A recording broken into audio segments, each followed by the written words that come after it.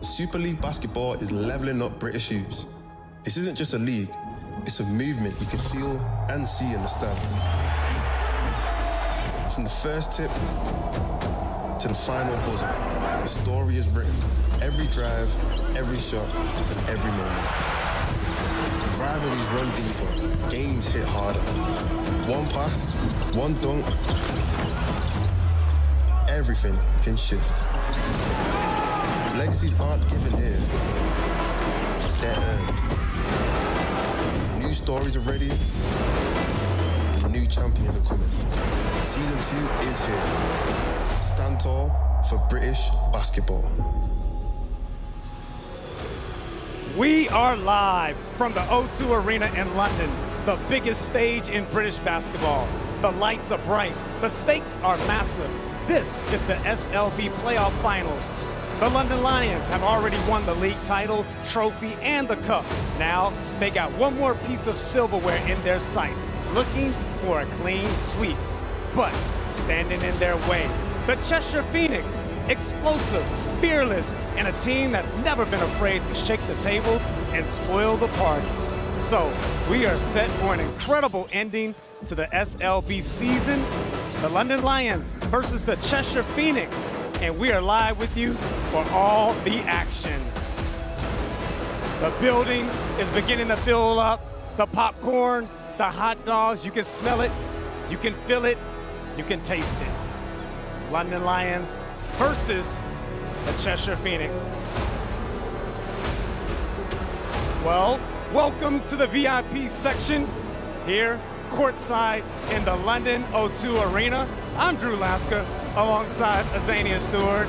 Z, the trophy was in Birmingham. The cup was in Manchester. Now, we're in the London O2 Arena. We're in London town. This is my city. I'm born and raised here. We know this is an iconic venue. The likes of Drake or Prince have performed here. Stars are born, and so I can't wait to see who lifts this trophy today. This is a big one. I'm excited, like I'm out here ready to play. Well, you have been here before. The London Lions on the brink of a clean sweep, ready to ride off into the sunset. What are the challenges, the pressure that they face? Yeah, I think it's going to be so difficult today. There's so many distractions. There's so many emotions up and down. There's flames. The lights are bright. Can you weather the storm, but also keep yourself calm? You know, your family and friends are here. It's a different style. So it's a difficult moment, but it's a business trip. You've got to get it done, especially for Lions. I think the pressure is a little bit more on them as they're trying to lift their 4th trophy. Well, you know they got that champagne on ice in the background. The Cheshire Phoenix, every party, there's always that nosy neighbor trying to spoil it. That's Cheshire. They have been incredible this season. Yeah, I've had the pleasure to commentate them all season with Dan Routledge. And you know what I've really enjoyed? Not only individually them growing, but as a team, they can put up 90+ points every single game. But what I've loved is their defensive end. They've able to lock in, close down teams. They're playing their best basketball at the right time. They've won 7 games in a row to finish up the season. Yes, well, the Cheshire Phoenix, one of the hottest teams in the league. We've seen them in the semifinals. If there's anybody that's primed to take down the London Lions, it's got to be the Knicks. Yeah, the Knicks, you know, why they match up with London so well is their depth in their bench. You know, they don't drop off. An MVP like Robertson comes off of the bench. He wins 6th Man of the Year. You don't see that much. You know, he's averaging those 20 points, but they're able to go to many guys. As Skylar White can stretch the floor. He's a matchup problem. They have a lot of weapons to match up with the Lions. Well, speaking of the Lions, they have dominated the season, eating everything off the plate, putting on a defensive masterclass in the regular season, and taking care of business in the Trophy and Cup. It's led to their man in charge, leading the way with Coach of the Year honors. Let's take a look at how he found out the news. What's up, brother?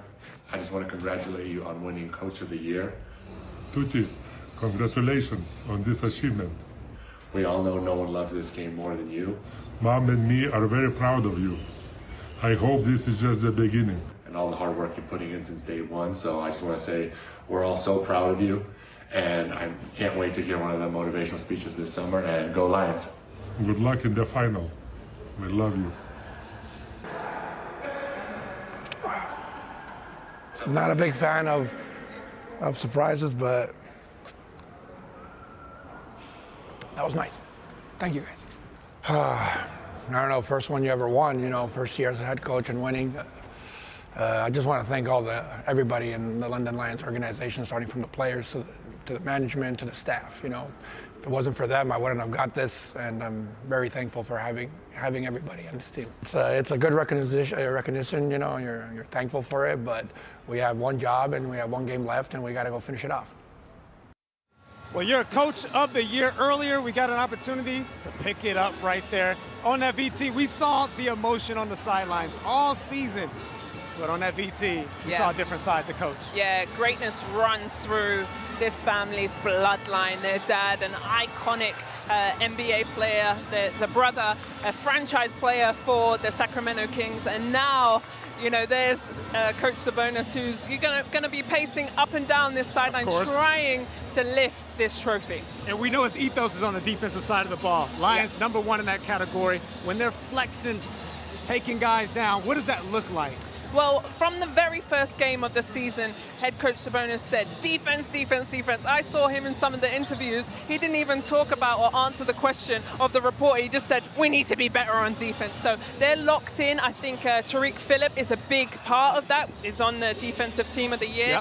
Yep. You see it in his eyes too. Not only can he score and dunk, but it's in his defensive mentality. And then the team just rolls off of his, you know, strength. Well, they got two guys on the defensive team, including Dean Williams as well. Cheshire, we know they like to score. If this gets into a scoring race, does the Lions have enough on that end to keep up? Yeah, this is difficult. This Lions team is different from any other team because every guy averages 16 points. They don't have a Robinson that's dropping 20. They go deep into their bench, they sub, they keep guys fresh. And so for me is who else can get going and hot? But the way Sabonis coaches, he subs them, he keeps them fresh, and they're able to keep a high pace and intensity. Maybe that is going to be a big part. So defense and able to score in different ways. Of course, we've seen it all season long. They're very methodical, try to wear you down. And one X factor on the London Lions, last season's MVP, Aaron Wright. Earlier, he got a chance to catch up with our sideline reporter, Alex Duffel. Aaron, one win away from what would be a historic quadruple. Has the motivation for the group this past week been to write your names into the history books? Yeah, I mean, you know, we came this far, so we don't want to just come this far to come this far, for sure. And facing your old team today, does that just add a little bit extra motivation, seeing some familiar names across the court? Yeah, no, you know, it's basketball. You know, at the end of the day, I like those guys as well a lot, but not in the 40 minutes that we're going to play against each other. And obviously Cheshire have their brand of basketball. You have your very different brand. How do you see the two matchups going today? Yeah, you know, we all know what they're about. You know, they run fast, they shoot threes, they rebound, they play hard, and we just got to do well in the defensive end, play good one-on-one defense, and then we'll take care of it. And obviously, as a group, you've got a couple of experienced heads, obviously Ovi Soko retiring as well. Is this sort of the perfect send-off with potentially winning an extra trophy for him today? Yeah, I mean, you know, he's been our leader, our captain the whole way through, and you know, he's really been there for all of us, you know, kind of mentoring us on this journey this year, and would love to win one more for him. Aaron, thanks very much. Best of luck. Well, Aaron Wright, there you see him, last season's MVP. He played for the Cheshire Phoenix last year. So, Z, what type of emotions will he be feeling here today? Well, it was 2 seasons ago. For me, what I love about Aaron Wright, first of all, he's a great guy on and off the court. But he struggled, different position, different, role for him at the London Lions this season. But when he's struggling, what he does fantastically is hit the boards, the rebounding, but also shooting a high percentage, 54%. You know, every guy and most players are fast, athletic, but I like how Aaron Wright stops. They call him kind of slow-mo. He's able to decelerate. You don't see that a lot in basketball.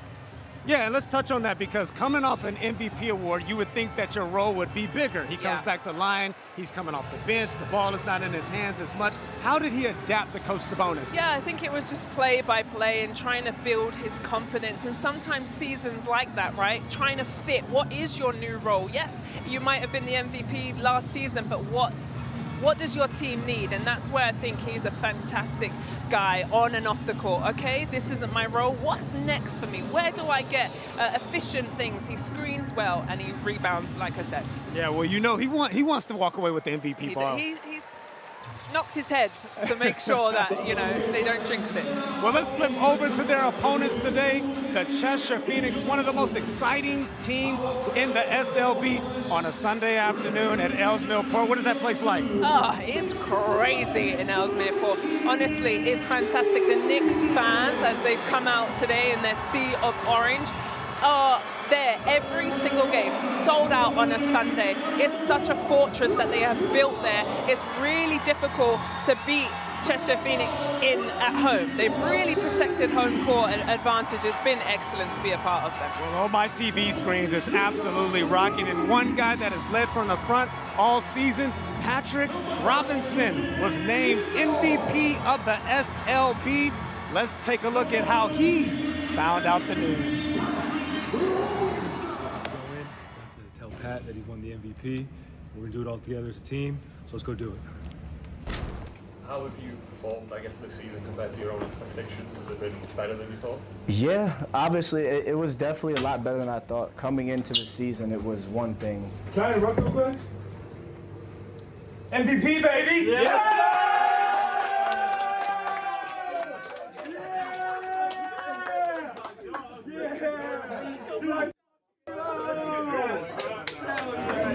What a way to find out. You're the best player in the league. Do you like surprises? I do love a surprise, but I think that's so sweet, you know, that his team is able to come in. But not only the MVP, the sixth man of the year, that he comes off and he drops those 20 points. He's first in the league, able to get to the free throw line. That's where he's aggressive. He loves, he's a lefty, downhill. It doesn't matter if you sit on that left hand, he gets there. Also, 150 free throws. That's 22 more than the guy in second place.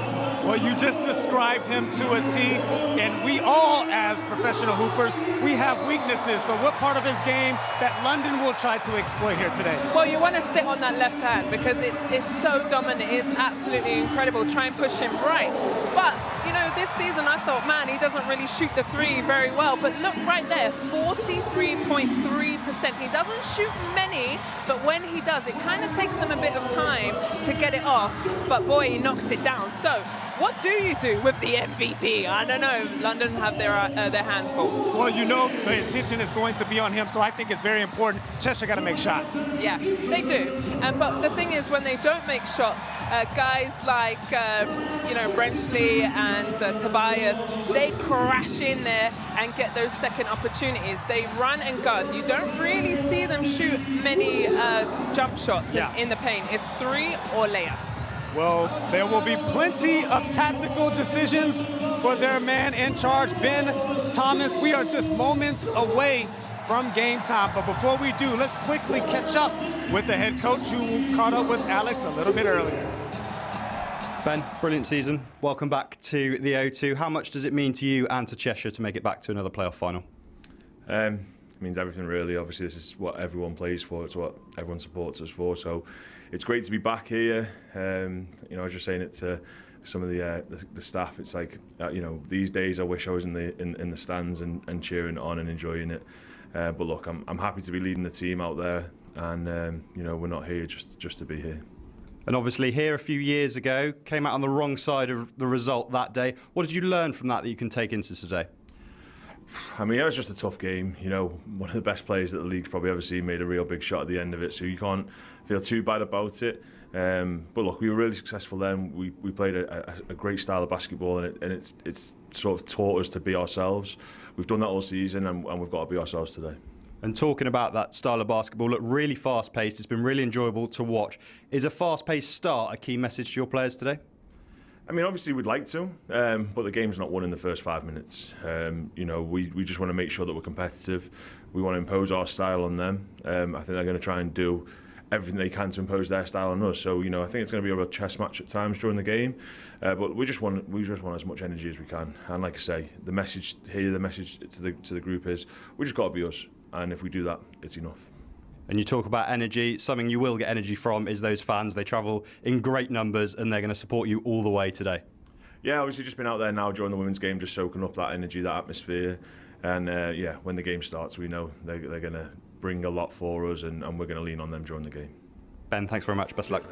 Coach Ben Thomas there, one of the most oh my goodness, look at the jacket. Okay, he is ready for this affair. He is one of the most underrated coaches we have in our league. He picks diamonds out the roughs and he consistently gets it done. I love that, diamonds. I think the off-season is so important for them. The way they scout and recruit is excellent. Year in, year out, they put the effort in. And, you know, find great guys like a Policelli who can shoot the ball from long. Now we find a Robinson. So they do a great job, you know, scouting and putting a team together to get ready for their SLB. And he also has an incredible style of play. Just the very last play of the season, you were there to witness it. Describe this, what we're about to see on our scene. This is the last play at home. Look, first of all, look at the crowd, but a global Harlem Trotter move. That's a real game. Yes, behind the back, then a throw off the board from Rideau, and then the dunk by Tobias.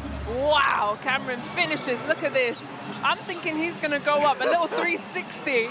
What a way to finish and beat Manchester, right? Yes. Manchester were hot this season. They were great, and they were able to get it done. Who many people pick to be here. So what we have coming up for you, a contrast in styles. The London Lions, the #1 defense in the league, facing the most exciting #1 offense in the league. What do we have in store here in the O2? I think a fight, a heavyweight battle. Like you said, the defense.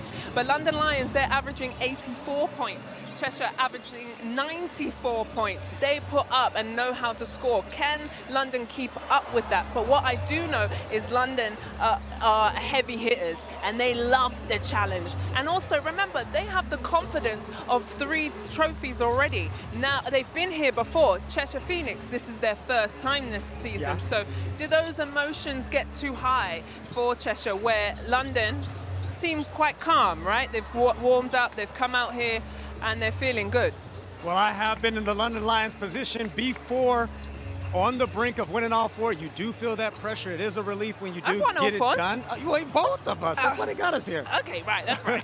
Well, an intriguing matchup we have in store for you guys. Make sure you don't miss a dribble. And the team that is going to take you all through it is the voice of British basketball, Anthony Rowe. And of course, with this beautiful gray suit, Daniel Routledge. Thank you very much, Drew. There is nothing better than being right here courtside in the O2 Arena here on the banks of the Thames, one of the great spectacles of British basketball.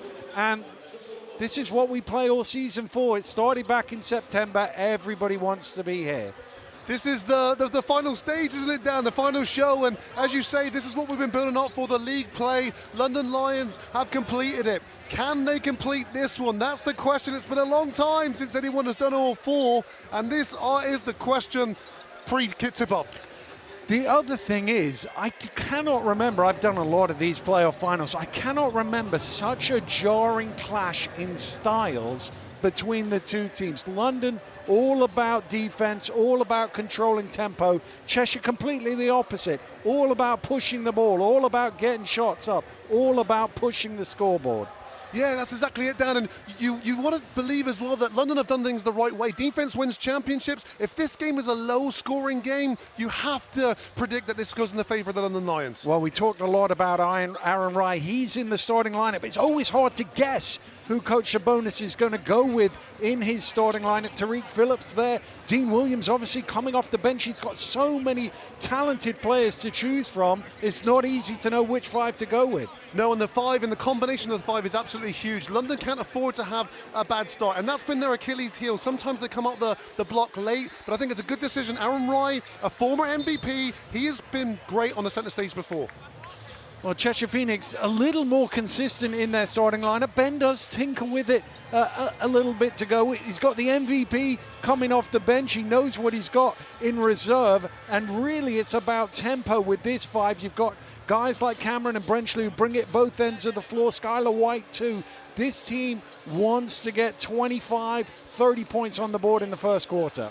Look, and we're in an instance too where the best players don't always start, and Cheshire Phoenix are built that way. They've got an incredible amount of firepower to come off the bench, and it's that thing is I think Ben Thomas wants that second wave to come in and really test this best defensive team in the year of the league. Well, you've played here, Anne. Cheshire, most of their team haven't been here before. It's their first final. London, again, not too many guys have been here before, but their third final of the season. How does that favor London? I lost my first final. The whole day was very overwhelming. The intensity was another level. The worry I have for Cheshire is that LaQuincy Rideau and Skylar White are the only two that's really experienced the depths of the intensity of this. However, they've got a young, vibrant team that sometimes their youngness and their naivety can pull them through.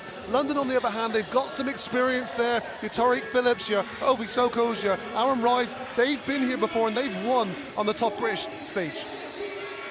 Well, we're moments away now. The Fives getting set to make their way out. The Knicks fans standing out in orange behind their bench. They will be outnumbered by the Lions fans here playing in London. They're hardcore fans, all in white behind the bench, but the neutrals in here all seem to be Londoners. I think it will feel a little like a home game. It's an interesting one, Dan, because ordinarily the neutral go with the underdog, and Cheshire Phoenix are the underdog. They came second and they haven't won anything this year. However, this is London ground, so I have no idea which way the neutral is going to go here. It's up in the air. Well, I think the noise will tell you that the Lions will be well supported here. The Knicks fans who've come all the way down from the northwest, all wearing orange t-shirts, will do everything they can. There are 40 minutes left in the season. Will we see a clean sweep of domestic honors by the London Lions, or will the last laugh land with the Cheshire Phoenix and their chance for some silverware?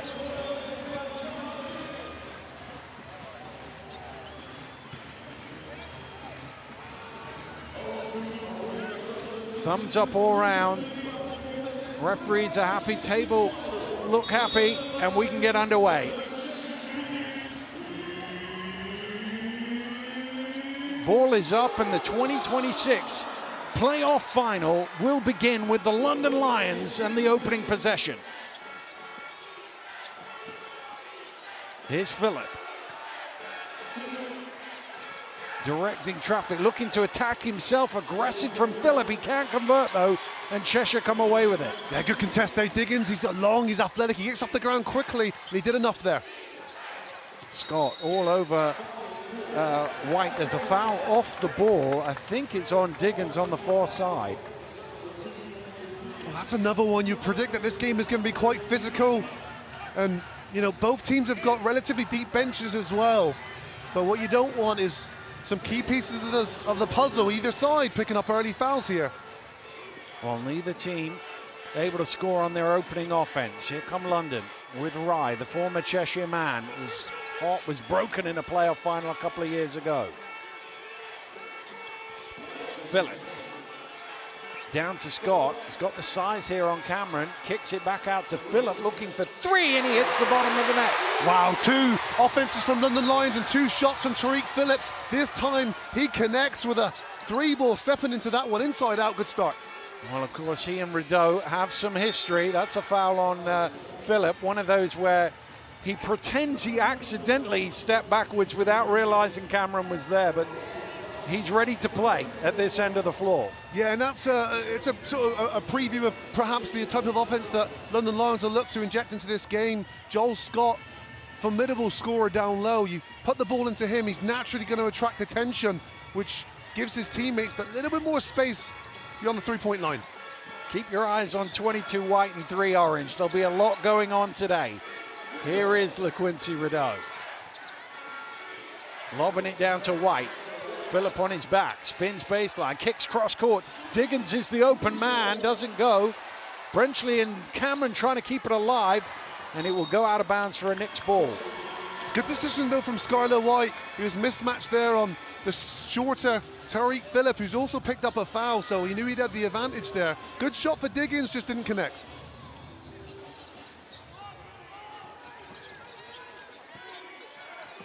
Brencher has come to the halfway line to get the ball. 7 on the shot clock now for Rideau. Out to Diggins, needs to go up here, running out of time, doesn't see it, and that'll be a shot clock violation. Wow, well that's a team. This is a team who scored 96 points per game, which makes me believe 24-second shot clocks don't happen very often in their offense. Good defensive set there from the London Lions. Well, 8 seconds doesn't happen all the time. Here's Reynolds, a lane to the basket, drops it off to Scott, blocked from behind by Cameron, but illegally so, and he will go to the line. A little bit of a disjointed response there. Cheshire Phoenix took that split second longer to set up defensively, and London Lions took full advantage of that. Look at this. This is a shot clock violation in the first 2 minutes of the game. You think he's ready for it? Yes. You would have thought they just hit the game winner. Well, that's a coach who certainly injects passion into his team. He's an animated coach. He's fun to watch and a deserved SLB Coach of the Year.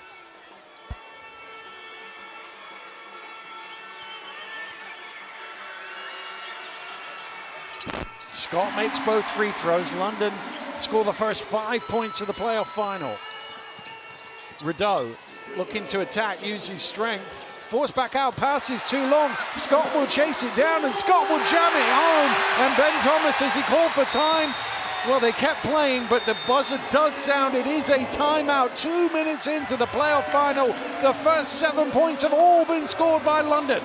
Dream start from the London Lions, and we'll all be gazed into that fanatic dunk by Joe Scott. But it starts with the defense down. The pressure here, overpassed out of the post. And Joe Scott, 1-2 punch.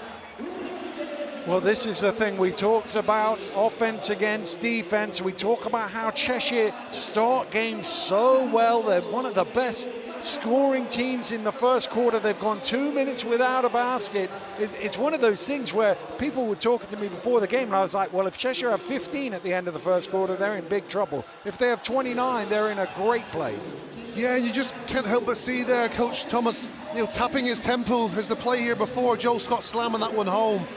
He's tapping his temple, meaning he knows his team aren't focused, they aren't ready for this. And as I was trying to explain pre-game, the intensity of finals is just different. And if you're not ready, you can find yourself in a hole. And it's so far in this game, the first 2 minutes in this game, it's been the London Lions defense that has prevailed. Well, the one thing he does have is the ability to change it up if it's not quite working, and he isn't shy in doing that. Ben Thomas, he's gone to his bench a little earlier than normal. Robinson is into the game for the first time, and so too is Policelli.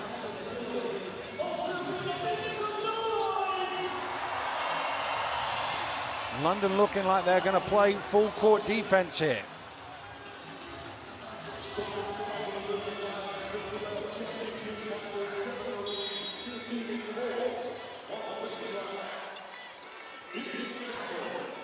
Here is Robinson's first touch of the ball.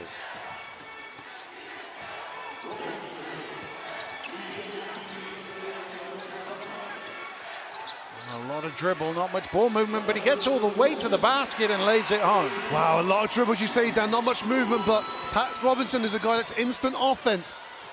Phillip taking it hard. Well, Tariq Phillip is ready to go here. First 3 minutes of the game, he has been super aggressive.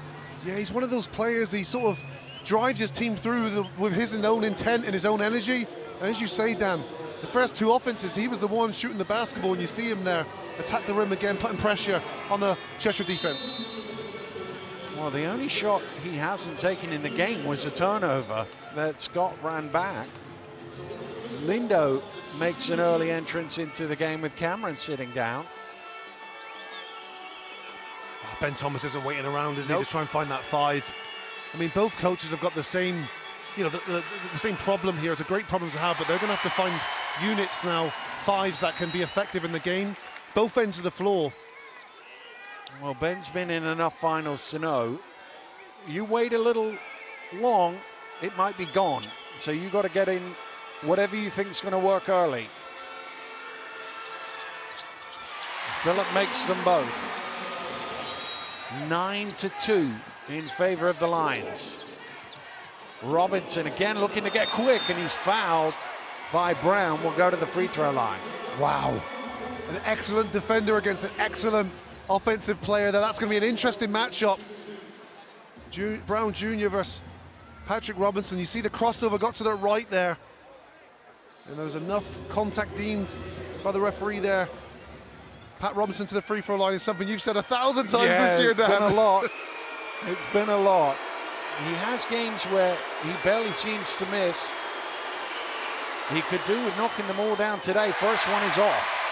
Yeah, he's 71% free throw shooter, so he's not that's not the strongest area of his game. Ordinarily with a guard, you really want to be looking for flirting with an 80% mark.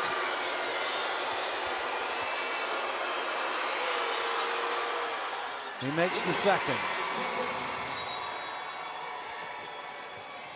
Robinson has all 3 of Cheshire's points, 2.5 minutes in.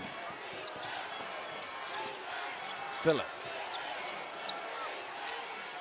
Reynolds looking down low to Scott. Scott spinning baseline, good footwork, but crowded out. There's Rye on the glass, can't quite put it back. Scott rips it away, and there's a foul on that one. He's got such good hands and strength, Joel Scott. He's a 6'8" frame, but he plays like someone much larger. Excellent strength there, and just a good knack for where the ball is as well. Well, London will get the ball from the end.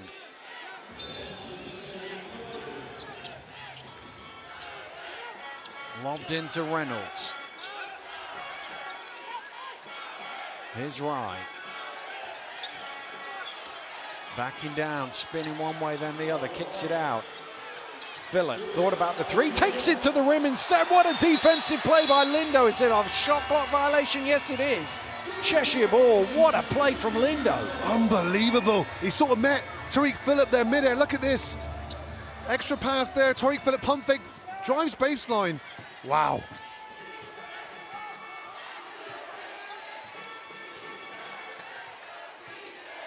Robinson. Trying to get it to White, who did well to catch that. Trying to get it to Brenchley, crowded out by London. Here's Rye, pushing hard to Scott. Scott takes off, another dunk for Joel Scott. Well, it's the defense. Cheshire Phoenix just cannot seem to get in their sets. Over dribbling into the basketball, and another turnover results in another dunk for London Lions. Lindo gets past his man to the basket and is fouled by Rye. And that's interesting, it's twice now that Cheshire have beaten the first man. There's not really been any rim protection. No, there's a lot of pressure high in this defense. But at the moment, Dan, it's working. As you see, the previous play leads to a dunk for Joel Scott off a Cheshire Phoenix turnover. That's turnover number 4 already in 3 minutes and 40 seconds of this game. Well, McGusty and Williams into the game for the first time.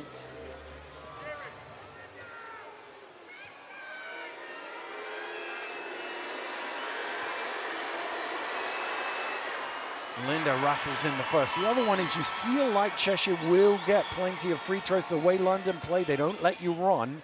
They've got to shoot the ball well from the line, though. They do, and it sounds like an obvious one, but they've got to make those shots too. Yeah. Those sort of and one opportunities. You know, Lindo, that penetration before, that's a shot I've seen him make before. But you're right, Dan, they've got to put points on the board here now. 7 of London's 11 points have come from Cheshire turnovers. Wow. McGusty just bobbled it. McGusty spins one way, then the other. Nice finish. That's so tough. I mean, McGusty averages just shy of 10 points per game, but you got to think he's a guy that came from the Polish League last year, averaging 19. Lindo slightly out of control. Misses everything. Scott, you're a step in his way, and White desperately asking for a jump ball. It's going to be a foul. Well, you see the complete contrast there. Cheshire Phoenix going to the rim, coming up empty, and London Lions seem like every time they attack the rim, they're getting something good.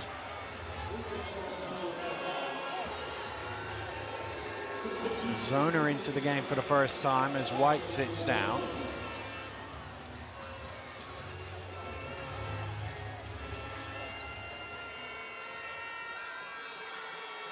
London a perfect 4 of 4 from the free throw line so far today. And Scott makes his third.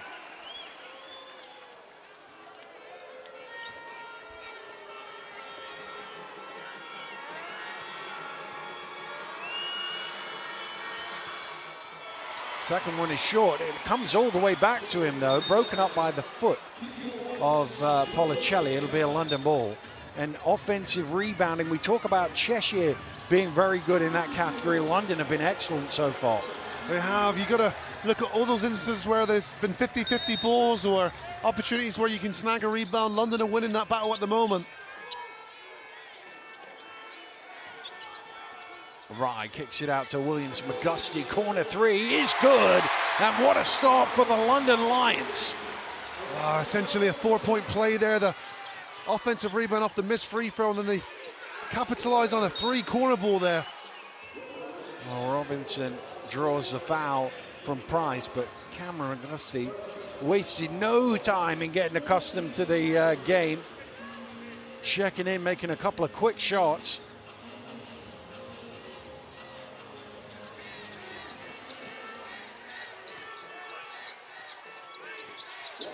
Robinson driving in over Price and lays it home. That's so difficult. Scout reports, you've got to keep him off his left hand, but he went right at the 7-footer there, Price, and converted. Reynolds getting all the way to the basket. Too easy. I mean, Cheshire are not a defensive structured team, but they've got to make it more difficult for London Lions to score the basketball. Zona open for three. They haven't had too many looks, Cheshire. There's one for Matt Zona. I think he's been excellent all year. Sometimes he doesn't get the credit just because he's got superstars all around him, but Zona could play a pivotal part in this game here today. Tough one from McGusty. Another offensive rebound for the Lions. Price snaffling it. Double team comes, he passes cross court to Reynolds. Here's Williams open for three, off the mark, rebound Brenchley. Oh, Cheshire dodged the bullet there. Lindo pushing hard, Lindo to the lay-in and cuts it to 7. That's where Damari Lindo's at his best. Open floor there, attack the defense, nice finish. That is where Cheshire are at their best. The problem is they're either taking the ball out of the net or they're giving up offensive rebounds. They haven't had the chance to grab a defensive rebound and get out and run. Yeah, it's a difficult one because that's probably the worst shot the London Lions have taken so far, but it's from a hot McGusty. You know, he's come in the game, he's hitting it, so it was a bit of a heat check, but what it's led to is a little bit of confidence now. Zona coming off the bench hitting that three, I think that's it's contagious, and I think he's been able to inject some positivity in here to this Cheshire offense. Well, they're into double figures now, Cheshire. It's taken them a little while to get to 12 because of how well London have defended them, but they haven't got enough stops at the other end. I know we don't talk too much about Cheshire defensively, but they do have to get... The reality is London on pace for a 35-point quarter. That's too many. It is, and you know, when you're in these games, I'm sure there's going to be periods of this game where it's not going to be as open as this. It will naturally tighten up in certain areas, but while it's open like this, you feel like Cheshire Phoenix have to capitalize. It's more important for them because they cannot play with London Lions in a slowed down half court, set game.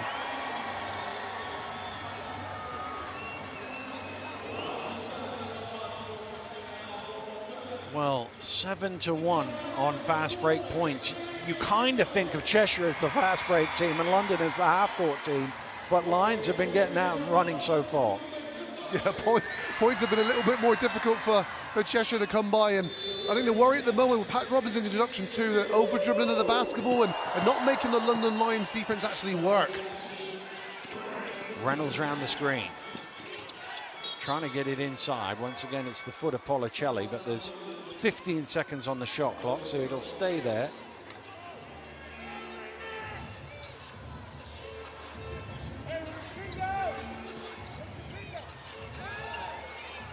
Into Williams. McGusty. Spinning, losing the ball. Out to Scott, open for three, misses everything, but it falls into the hands of Rye, who might get three the old-fashioned way. Wow, that's what you have to come up with. Another offensive rebound for London Lions. And it's Aaron Rye popping up again, the former Cheshire Phoenix. Well, Cheshire just cannot stop London from getting second chance opportunities. They have 6 offensive rebounds. Cheshire only have 2 defensive rebounds. Wow. Lindo out to Zona, looking for a second three and finding it. Matt Zona giving them some offense off the bench. Matt Zona's came to play in this big stage of the O2 Arena, has unfazed him. That'll be basket interference as Scott went to the rim. I think it's just a basket interference. Is there a foul called as well? I didn't see any of the referees signal foul. I think it is just... Oh, is it a foul? There is a foul. Basket is good, and the foul is called. I thought initially it was just a goaltend, but it will be an extra shot for Scott. Oh, I think Cheshire Phoenix were hoping it was just going to be a goaltend as well, and that's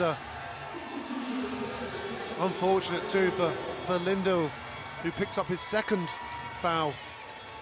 So Lindo and Cameron now both on 2 fouls.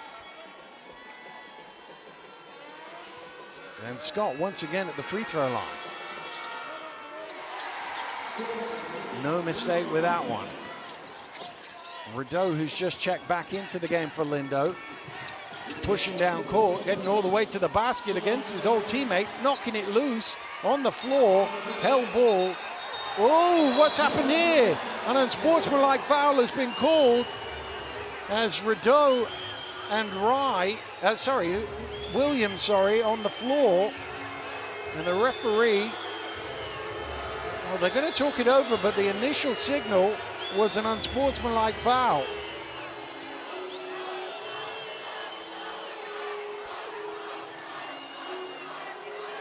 Well, the referee's having a long discussion about it. It is an unsportsmanlike foul on LaQuincy Rideau. Well, they were diving on the floor for a loose ball. I didn't quite see what he did, but presumably it must have been a stray elbow or something.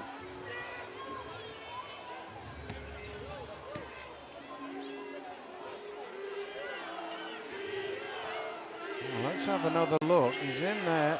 Ooh, it's a bit of a slap away. Yeah, I mean, for me, it wasn't a high grade. I think the possible the reaction there looked worse than what it actually was, but it's an unsportsmanlike foul. And again, the problems are mounting up here for Cheshire. Find themselves in a 10-point deficit already. We've conceded 25 points with 3 minutes and a half to go in this first quarter. But just to put this into context, London Lions are a team that average 84 points per game, and they're on track for, goodness me, well over 100.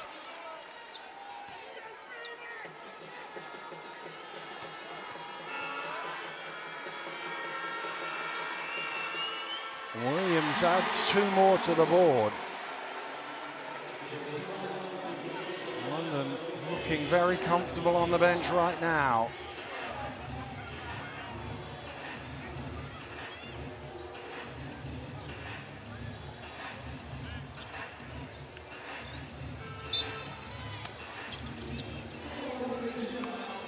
Here's McGusty. Out to Williams. Hands it off to Solowadi. Down to Williams. Nice pass. Ryan moving along the baseline for the lay-in. Moves so well without the basketball, and Aaron Ryan in the right place at the right time yet again converts another 2 points.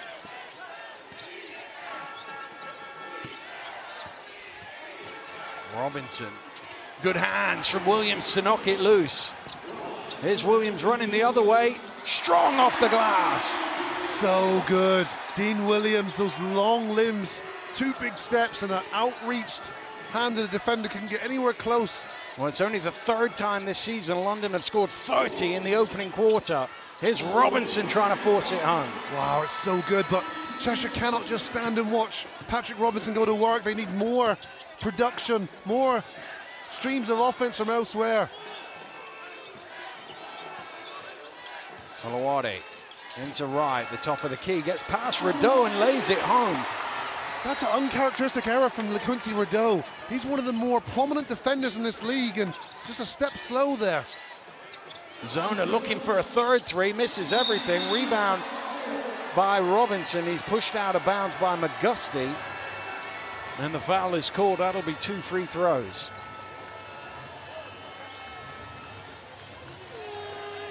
Well, Robinson has been very active since being introduced into this game. He has 5 points personal, but he's already got to the free throw line. Well, the most interesting statistic, I think, in the game is the bench points. Look at Cheshire's bench points, 17. Look at their total, 17. The starting 5 haven't scored yet. No, they were slow to get out the gate, so Ben Thomas had to make changes really early. And as you say, Dan, I think Pat Robinson's a guy who's got that gift to get to the free throw line, but he can't be shooting around, I think, 70% today. He has to shoot high, 80, 85. Well, normally you would say if you've got 17 bench points, you're doing pretty good. 18 bench points now, you're doing pretty good, but they are down 15.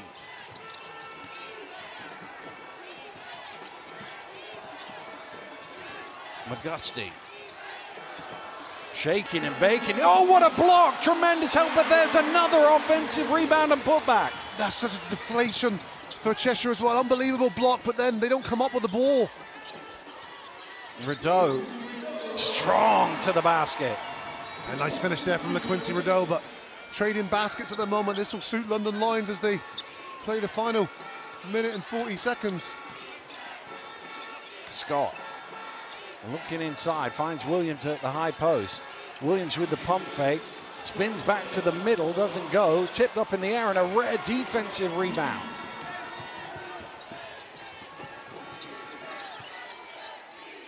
Robinson looking to use his speed, spins back to the middle, great slap down at the ball, actually must have caught some arm. McGusty there because it's a foul. Yeah, they're doing that. McGusty's done well on the scout report there. He's made him go right, go to his weaker hand. But Pat Robinson span back to his strong hand. Yeah, that's a difficult one, isn't it? That could have been a no call. Well, Robinson, for the 3rd time today, goes to the free throw line. 2 of 4 so far.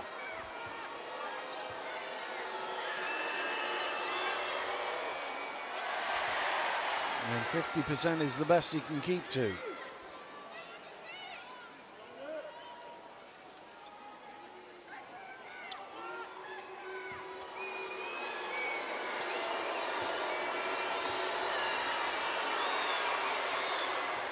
Well, he misses them both.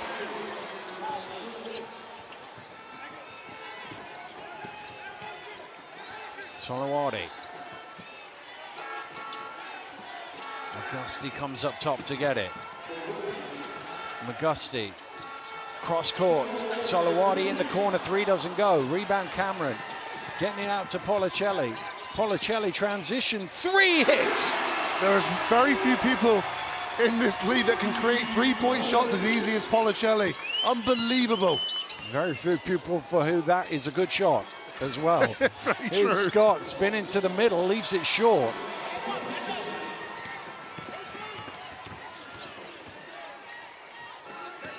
Robinson. Robinson going a long way around, blocked by McGusty, who keeps it in play. Well, they can take this virtually down to the buzzer. There's about a 2-second differential between shot and game clock. And they will take their time.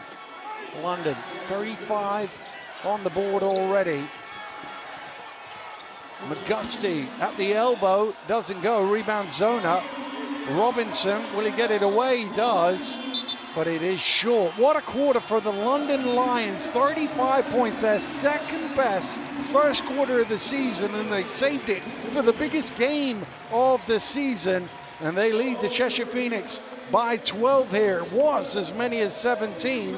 Cheshire got a little momentum towards the end, but London in total control, Ant. They look focused down, and they'll rightfully so get their accolades for the 35 points they put on in this first quarter, but it started with defense. We saw those early 7 points off turnovers. They're excellent. I think London Lions look more focused.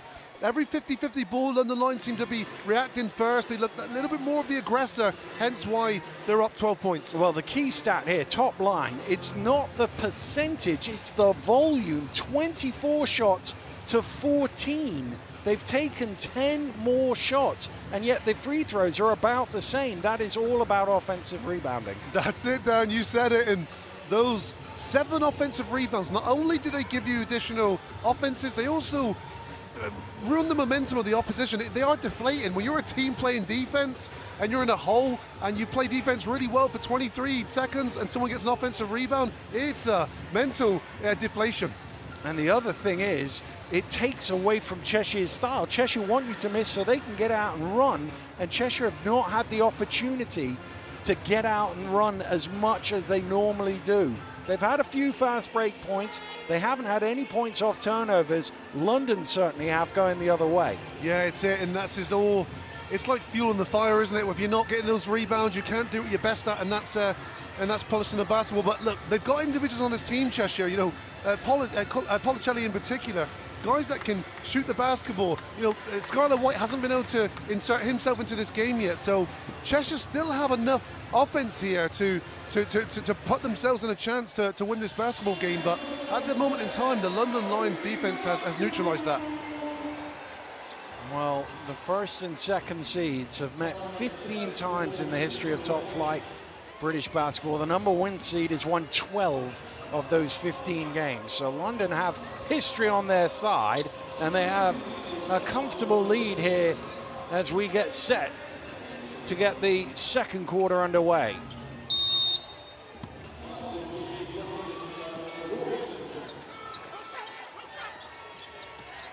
Diggins. Robinson round the screen. Back to Policelli. Policelli trying to create some room. There really wasn't any there. Scott did a good job. Here's Phillip. Down to Scott. Brown now. Beats his man, gets all the way to the basket, blows the layup, another offensive rebound. Oh, again, they dodged the bullet there. Aaron Roy is usually automatic from there.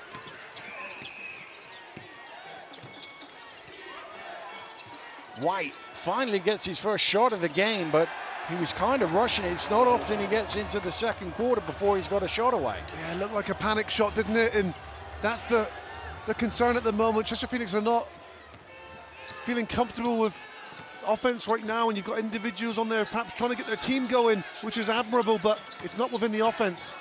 Nice pass, but it's going to be an offensive foul.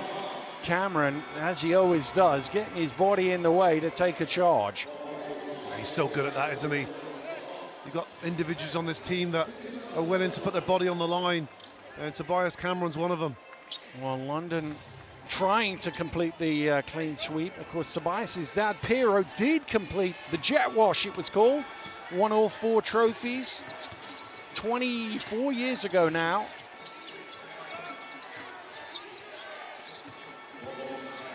Robinson steps into the key, leaves it short. Ball is tipped loose. Cheshire come up with it. 3 from Cameron is too strong. And rebound Solowati. It's a good rebound as well from Mo Shollow. He did everything right there. He boxed out and he elevated to snag that rebound out the air.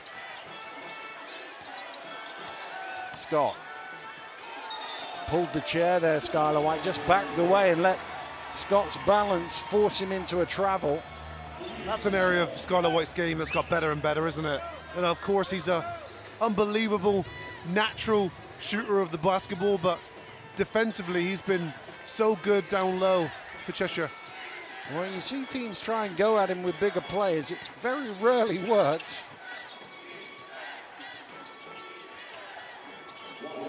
Robinson.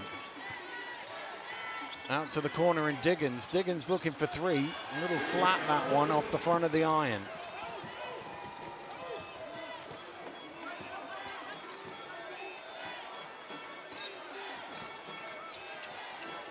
Well, 0-0 here in the second quarter, 2 minutes in. Phillip trying to get the scoreboard ticking, doesn't go. Another offensive rebound. Brown finally gets some points on the board. Cheshire have to find a way. This is killing them. Policelli pulls up for three, halfway down, and then it does drop. Wow, it's Frankie Policelli again, unfazed by this, knocks a deep three down.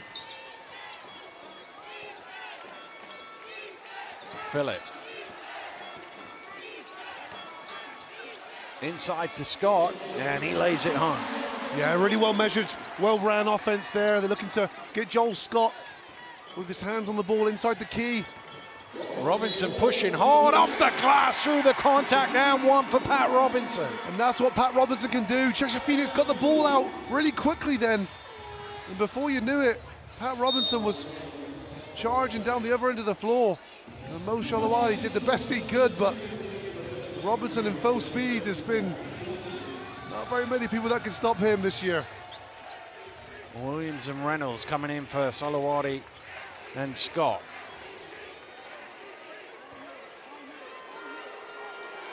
Robinson, 10 points to his name. 2 for 6 from the free throw line so far today, though, Dan. 2 for 7.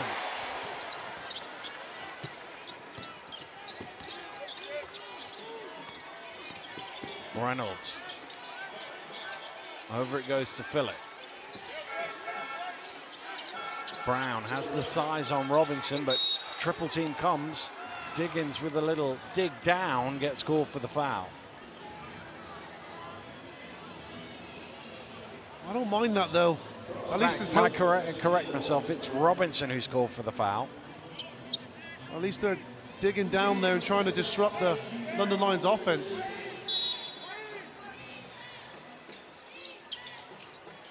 Reynolds. Rye spinning one way, the other, throws it away, does he? Yes, Diggins comes up with it. Diggins off and running.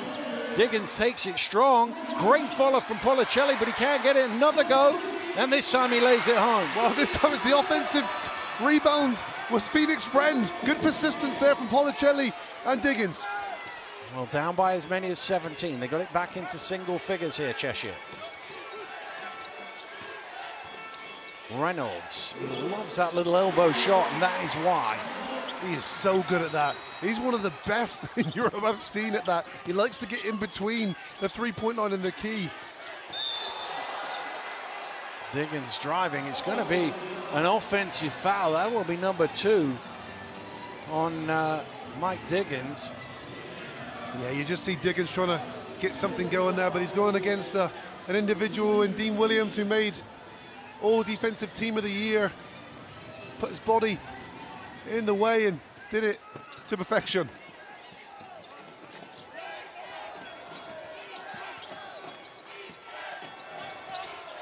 Reynolds, drive, kick, Rye in the corner, misses the 3. Another offensive rebound. Brown, he misses, and again a second chance. Misses again. Finally, they get the ball. Well, Reynolds committed the foul, and that is one of those things we talked about pre-game, man, you and I, about those sorts of fouls that London try and stop the break. They've not needed to today. Cheshire haven't had the chance to break. No, they haven't. And I don't think that's a good thing for Cheshire Phoenix, just because London still have all those basically banked up fouls to save. And what that does is it disrupts the rhythm, especially for a team, again, who scores the ball so highly and are looking to run. Into White. Robinson now. Down to Diggins. White driving into the lane, fouled by Phillip. That will be his second. Yeah, they were trying to feed the ball inside to Skylar White. I don't know if Tariq Phillip knew a whole lot about it. I think his head was turned the other way. I think he knew enough. He fooled me, Dan. Yeah, he's trying to fool the referee, unfortunately. Here's Policelli for 3 off the mark. Rebound Scott. Every time Frankie Policelli shoots the ball, you think it's going to go in, doesn't it? It's unbelievable. Reynolds looking to use his speed. Kicks out to Scott in the corner. What a block! Tremendous defensive play. Cameron somehow keeps it in. Wow. And there is another foul to allow them to set their defense up. That, though, is the 5th, so it will be 2 free throws. That's an incredible block. It's a high degree of difficulty as well to block a three-point shot, and he got elevated. Good effort there from Tobias Cameron as well to come up with that basketball. Well, there are a few better venues in world basketball than this. You see the O2 looking splendid today.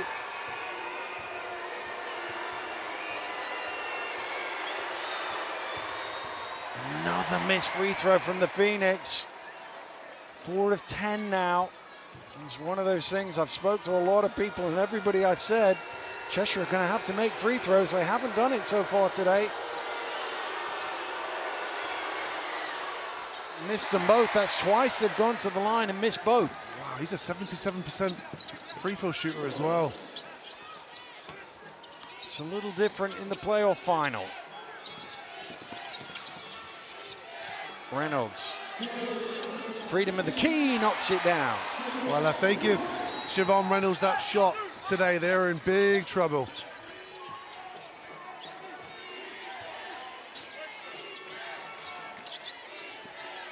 Robinson looking for something to happen. It's not really happening. Diggins for 3, off the mark, and Phillip with the rebound. Phillip drops it off to Scott down the middle, through the contact. What strength from Joel Scott. Well, it comes off the defensive stop. Tariq Phillip timed his pass there to Joel Scott, who was trailing. Look at this. He waited that split second longer, and Joel Scott just had attack mode.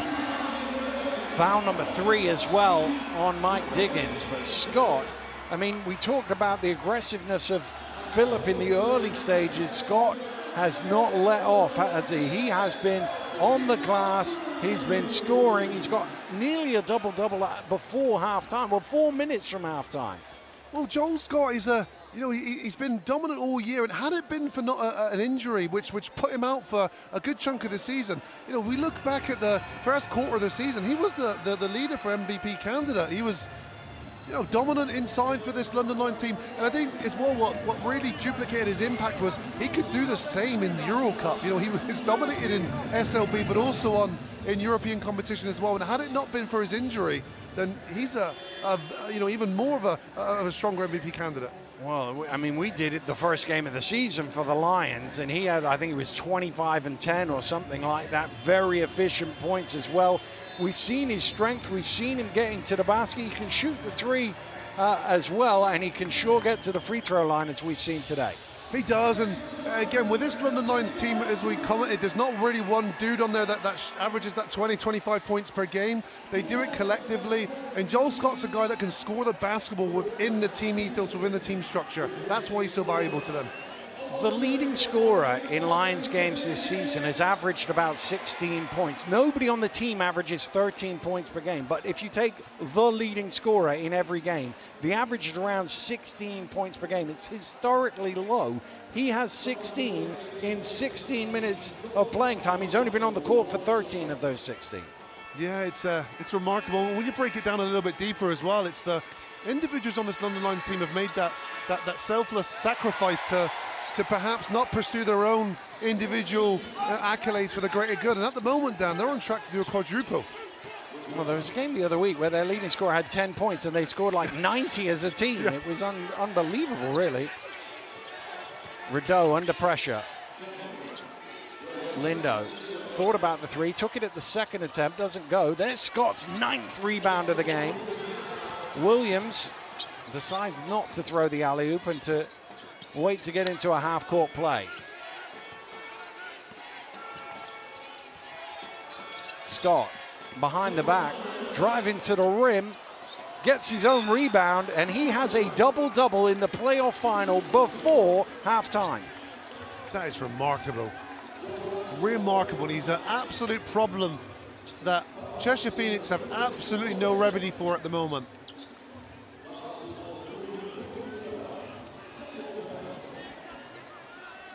whoever has to make the MVP decision by the end of the game has already got him written down in ballpoint pen, I would suggest, at this moment in time. He's certainly the early front runner.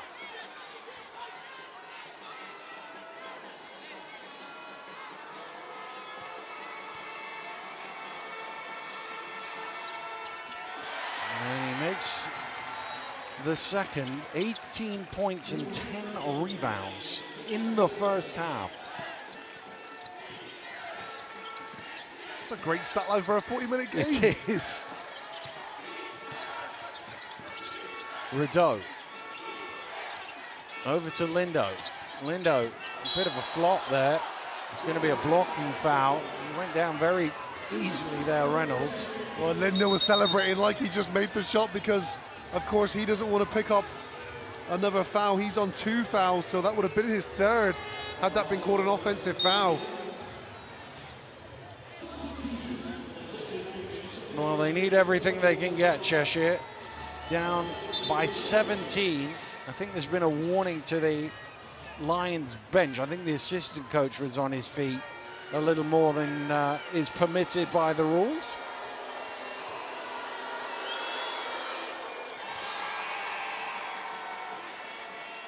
Well, they look very calm and relaxed on the Lions bench, and why wouldn't you right now? We're not seeing Ovi Soko yet.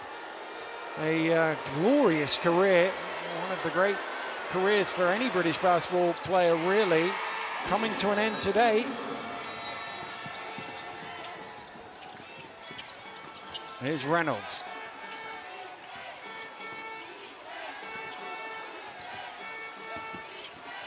Adamu drives into trouble, gets out of it.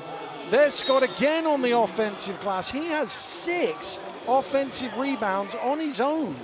Well, he's shaking his head saying, they can't stop me. And I'd have to agree, Dan. Yes. There is 0 remedy at the moment for this very informed Joel Scott. Well, he's just been a monster on the glass today.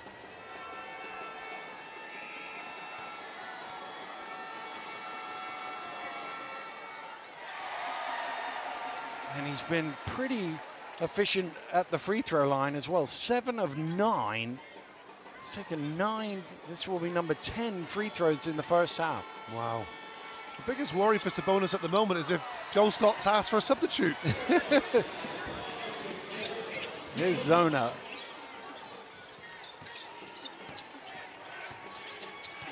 Rideau fires up the 3. That's short. Rebound, Brown. The qualities of the threes aren't even good, Dan. That's the worry. It's so much more laboured. The looks that they're getting, they're all contested. Off the dribble. Reynolds driving in, and Reynolds is fouled. He'll go to the line. And this is like death by 1,000 cuts at the moment. It's 11 rebounds for Joel Scott to go with these 19 points. Wow. Index rating of 22, and we're still 2.5 minutes from halftime. I mean, you say if he asks, he doesn't look like a guy that's going to ask for a sub, and there's no reason to take him out of the game the way he's playing. Well, I'd have to agree, and it'd be interesting to see what Coach Sabonis does with his guys this game as well, because ordinarily it's been his plan to rotate, and guys aren't scoring 25 points because they don't play that much. The minutes are very dispersed and distributed evenly.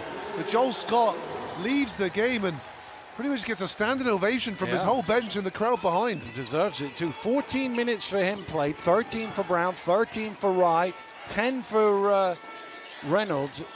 He hasn't rotated as much today, Coach Sabonis. Rideau looking for 3, off the mark, tipped all the way out to Lindo. Lindo drives, Lindo diving to the left, is able to finish it home. That's so tough. Damari Lindo, he's been one of the, I'd say the few bright sparks here for Cheshire. He has that no fear mentality. Ever since he's came into the game, he's attacked. Rye wants it in the low post. It goes cross-court to Brown instead. Patient with it, lays it home. Yeah, one-on-one coverage down low. They're going to have to send help with Brown Jr. down low. Well, that is one of the occasions where they didn't want to foul in transition there, London, but one was called, so it'll be LaQuincy Rideau going to the free throw line for 2. Well, again, even London Lions' mistakes, they could actually be positive because LaQuincy Rideau, he's a 67% free throw shooter, so he's watched his teammates struggle from the line, and now he's got to go to the line and expected to make 2. Well, he makes the first.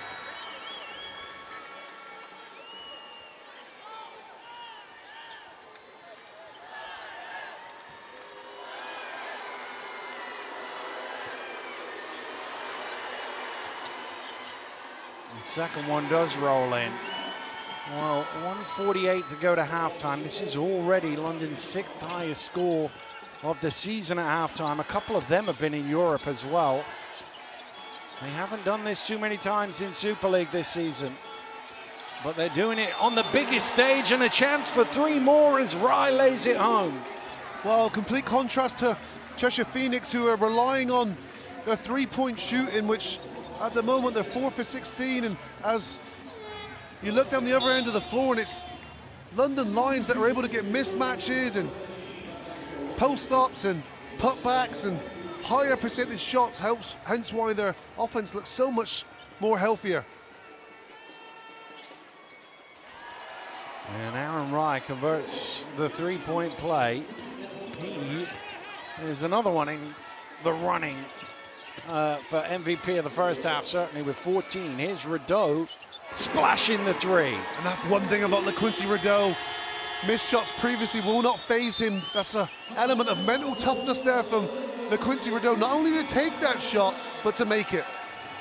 Well, I'm not sure anybody has more belief in themselves than LaQuincy Rideau, but he needs him and his team to find something in the second half here, because their problem is London 55 points before halftime. Cheshire are going to have a monster second half to come back in this game. Well, the crazy thing is, Dan, is that the London Lions offense has actually slowed down. You've got to remember, it was a 35-point first quarter that they had.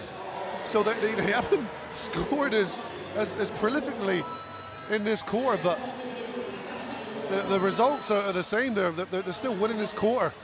Just for some context, London haven't scored 100 points all season long.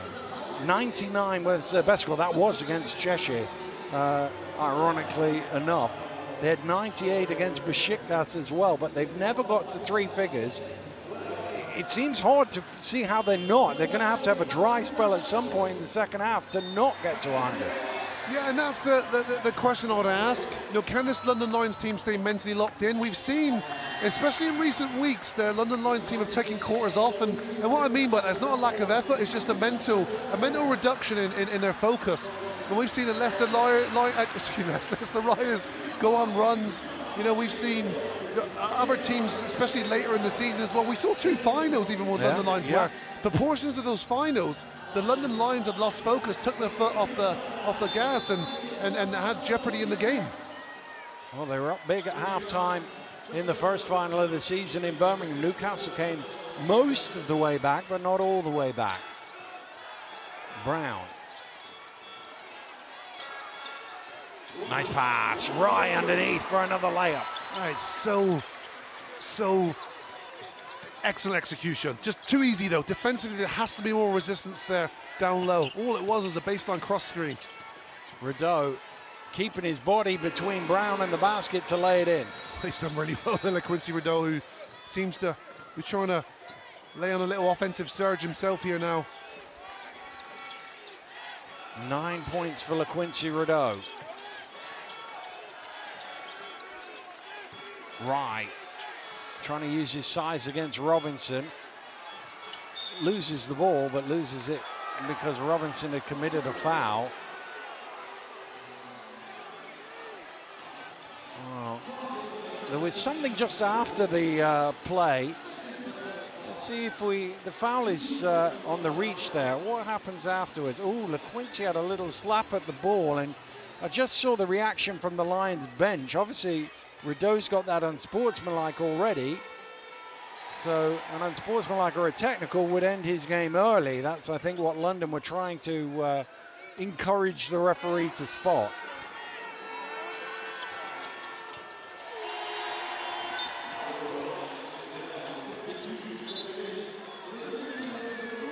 $59 points now for London. There's only one game this season where they've got 60 in the first half. They might not quite get there. Depends how quick Cheshire go. They go quick. Robinson driving, he'll shoot 2. Oh, good attack there from Pat Robinson. Again, he was able to do that. London Lions just a tad bit slower to set up there defensively. Something they've been doing a really good job at so far today.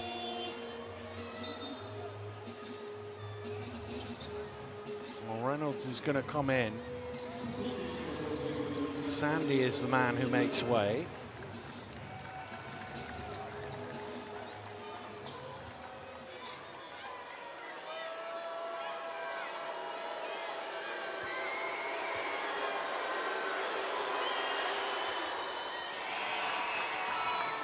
First one is good for Robinson.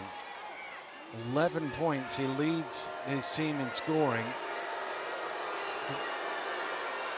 33 of the 42 points that Cheshire have scored have come from the bench.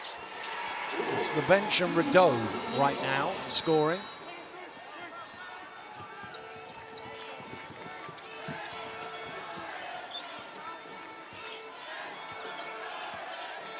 Reynolds ticking it down. Calls for the screen, 5 on the clock. Little floater up and in, and London will go into the locker rooms with 61 points on the board. Their second best first half of the season, and what a time to pull it out. They are in control of the playoff final here at the O2. It is the London Lions fans who are on their feet and celebrating. 61 points to 43. What an incredible first half. Let's get some reaction. Alex is with Joel Scott.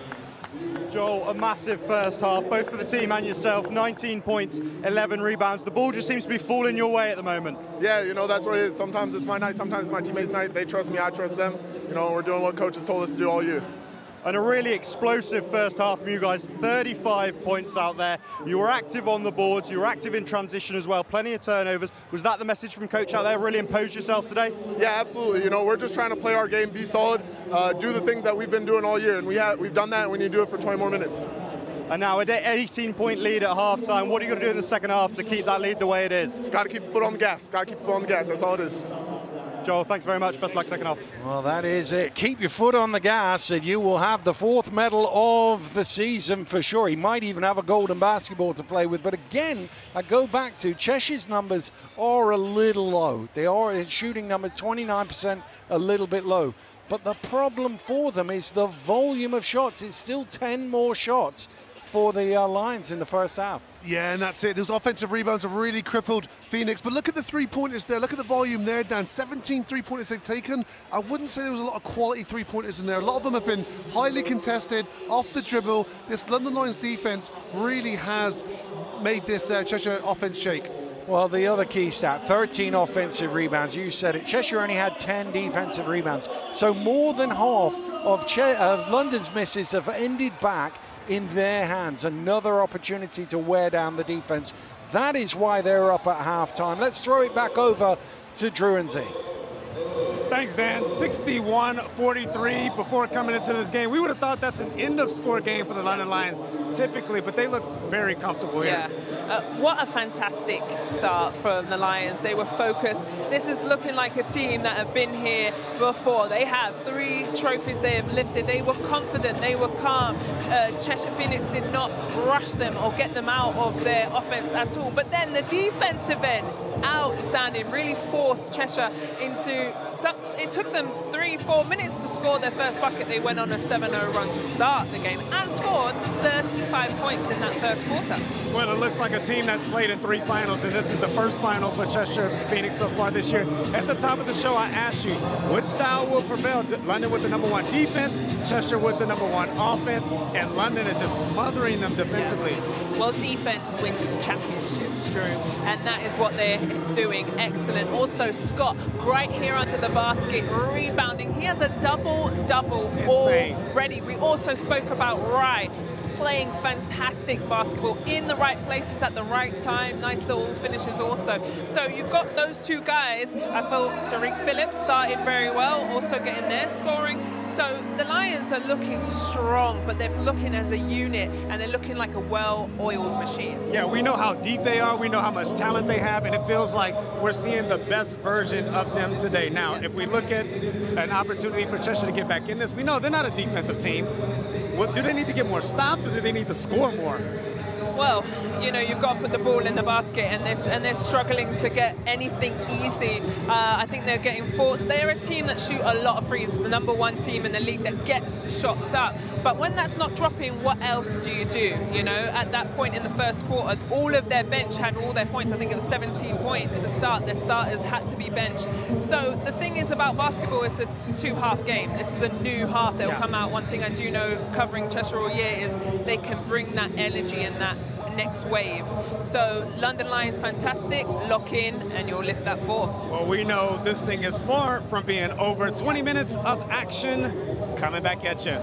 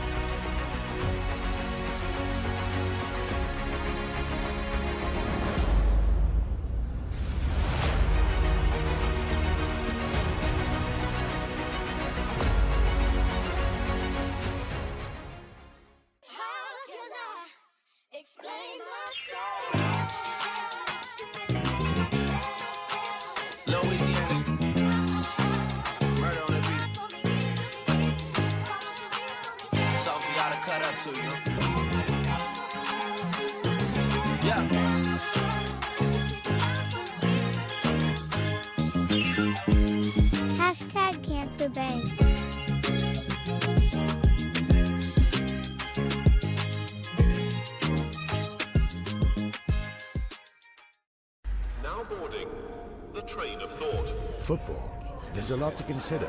Form guides, injuries, tactics. Here's something simple. Early payout from Boyle Sports.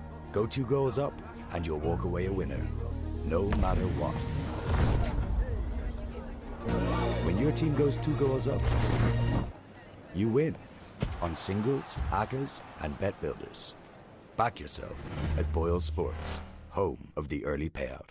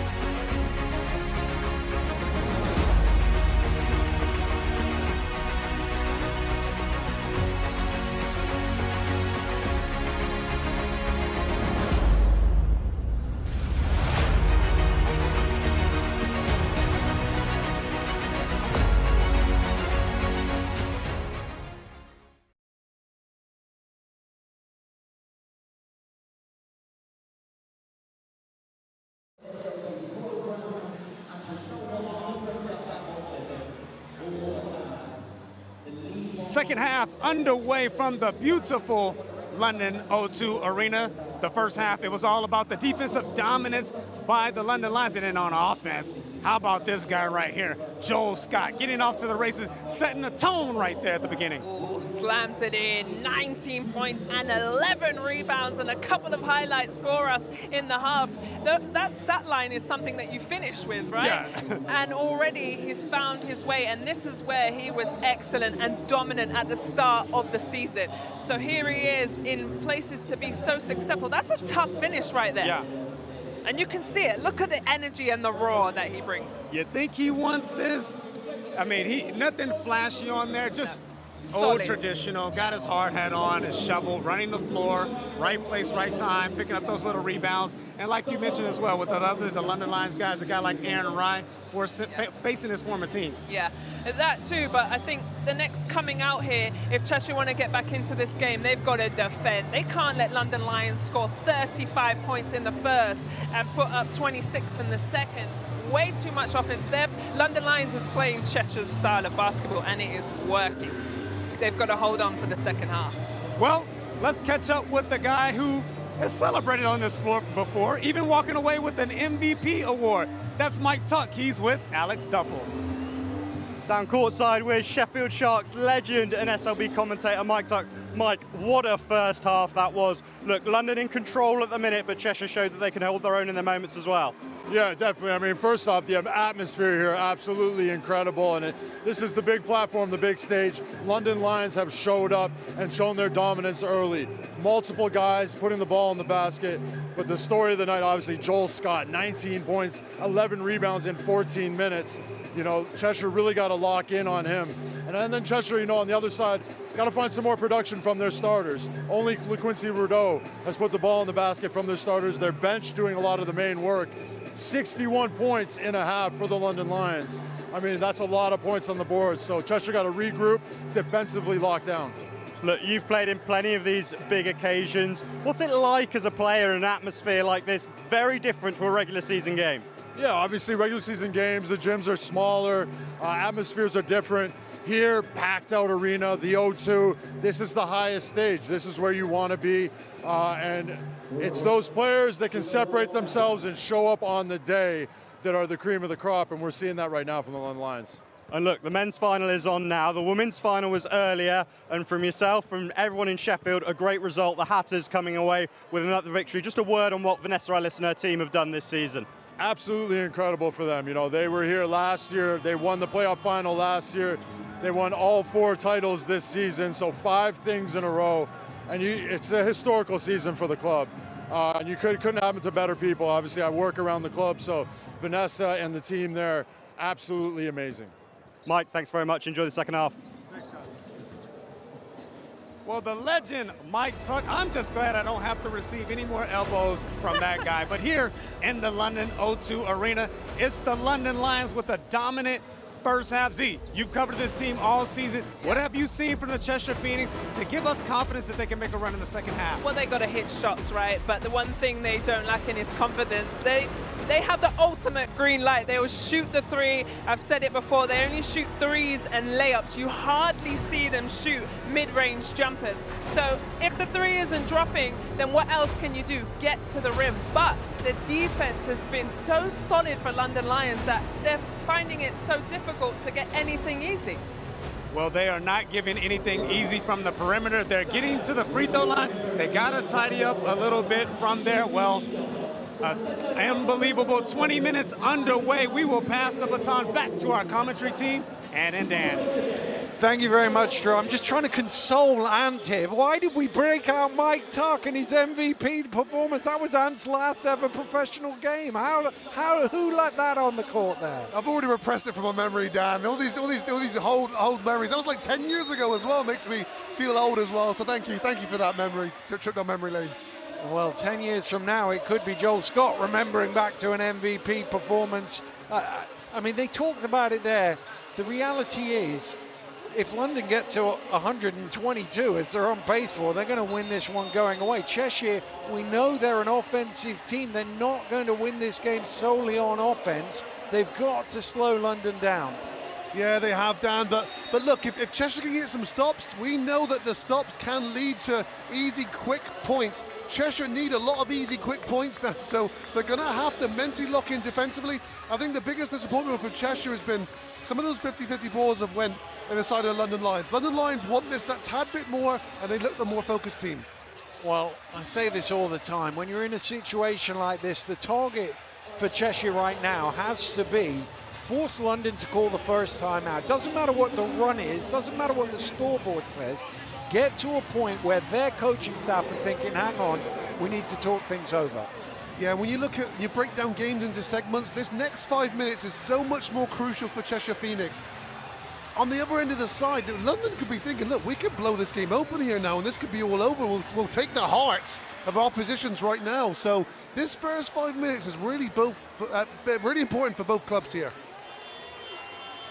Well, it is a spectacular setting for a potentially historic day. Only one team has ever gone into the playoff final with 3 trophies in the bag and failed to do the clean sweep. You have to go all the way back to 1996 when the Birmingham Bullets upset the London Towers at Wembley Arena in the playoff final under coach Nick Nurse, who went on to be an NBA champion. This man here, Coach Sabonis, with plenty of NBA ties in his family, looking to become one of the very, very few men who've guided a team to a clean sweep.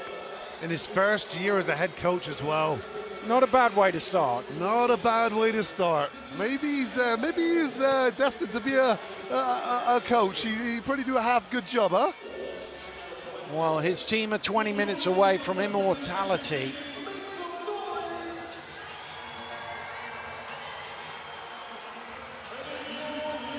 Well, there's just a little issue at the table that they're trying to sort out. I'm looking at the clock, it has 10 minutes on it.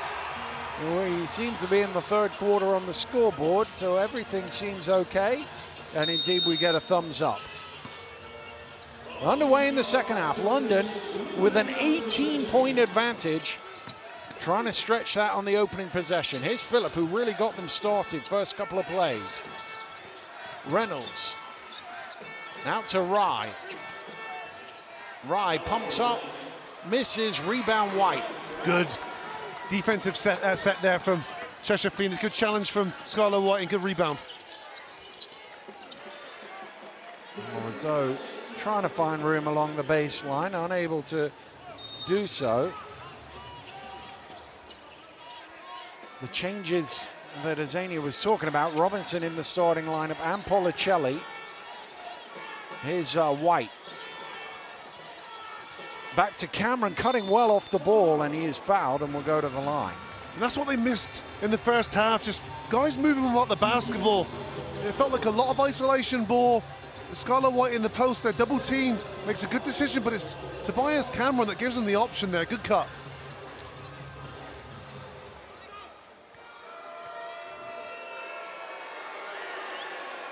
Cameron rattles out on the first free throw. It's the 5th time Cheshire have been in a playoff final. They only won the one. His dad was on the team, Pirro.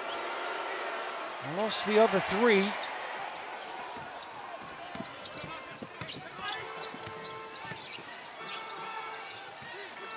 Rye barging Robinson to the floor. Brown in the corner.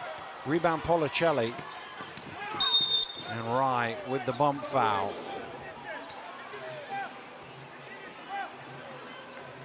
Well, Ben Thomas just asking about an unsportsmanlike here. Saying he's pushed him in the back. The referee is going to give an unsportsmanlike foul, so it'll be 2 in possession. Well, and those are those take fouls that you were talking about earlier in this game, Dan, and that's the not executing the take foul correctly, because you're always going to run that risk of not making a play on the basketball.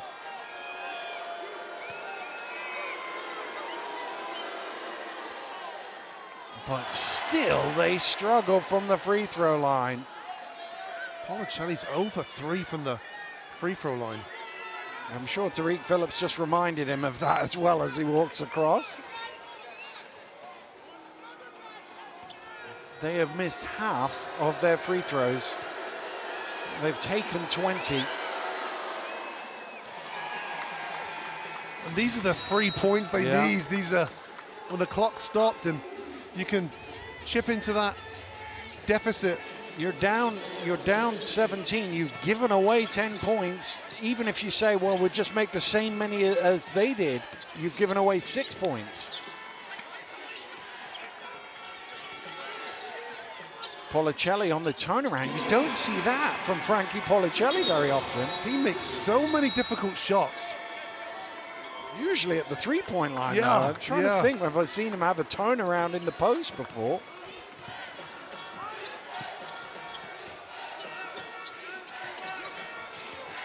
Stolen away by Cameron.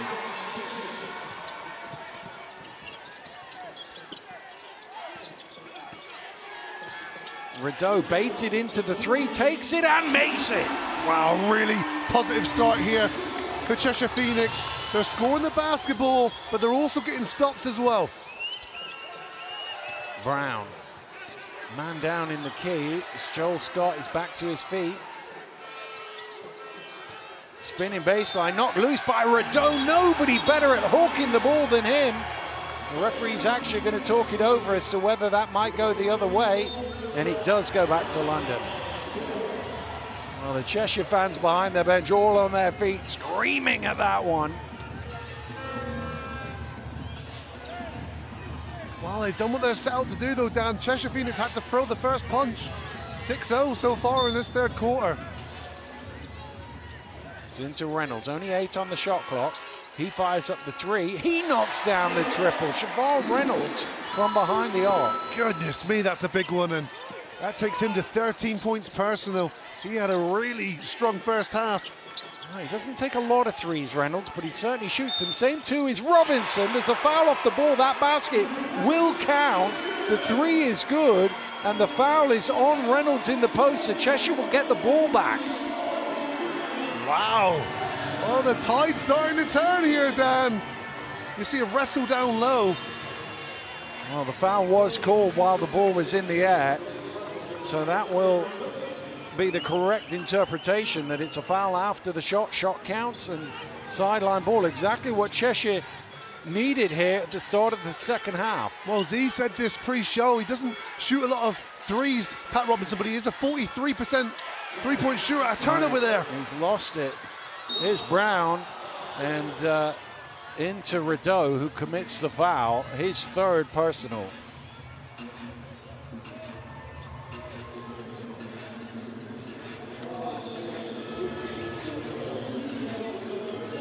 Well, it's actually gone to 3 now there for Rideau. They were a little slow updating it on the scoreboard, but it is actually 3.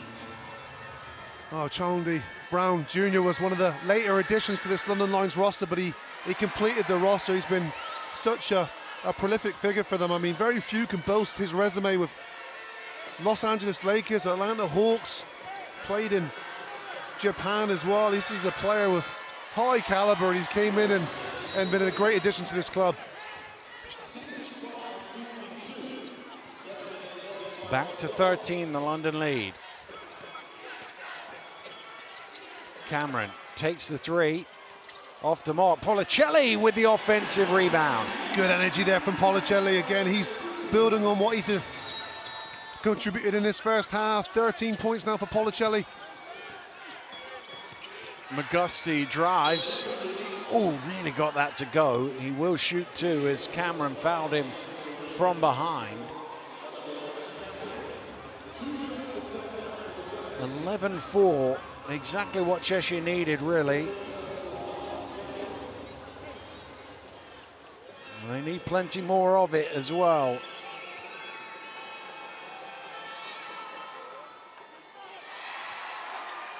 Well, London, we talked about Cheshire's free throw woes. London very much in the 80s from the foul line today.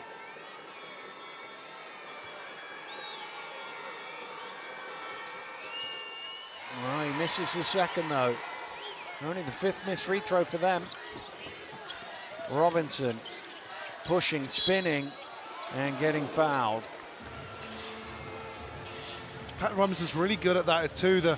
You see Brown Jr. again taking away that left hand originally, but as Pat Robinson's able to get to his right, he is able to spin back. You see a lot of contact there on the body. Charlie Brown Jr. not happy, but Pat Robinson again gets himself an opportunity to score 2 from the free throw line. Well, he needs to make them. 4 of 9 so far tonight. Well, Coach Ben Thomas, we've seen him year after year find these players, and Pat Robinson, a shining example of someone who's playing in the Irish Super League last year, which isn't renowned MVP. for it's not the highest of standards in European competition, but he was MVP of that league. And you always ask the question, can someone translate that came from a lower league? And the answer is yes. I mean, Pat Robinson has been the star that shone the brightest this year. Still having his struggles from the free throw line though. 11 points separating the teams. McGusty splitting the defense, hanging in the air. What a finish from Cameron McGusty. That is unbelievable. The way that he sized up the defender there and then attacked, but is able to sort of hang there in the air for that split second longer. Tough finish from Cameron McGusty. Oh, speaking of MVPs, Dan, he was the Polish MVP last year. 19 points a game for him, and again, he's another individual that could do the same in this league, but is selfless in the way that he plays the basketball game. He does it within the London Lions structure. Rideau, White looking for 3, off the mark. There's still only LaQuincy Rideau of the original starting 5 has scored for London.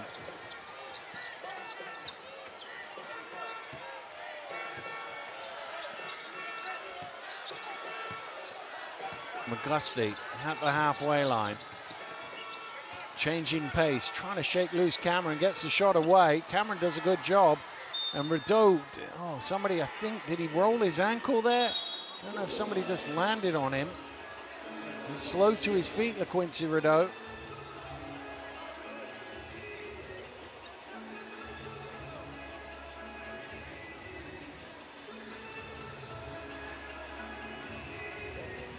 Well, he's back up on his feet. And they need a bit more of this. LaQuincy Rideau with a couple of threes. He's got 12. And they need a lot more of that, really, Cheshire. They're 7 of 21 from three-point range.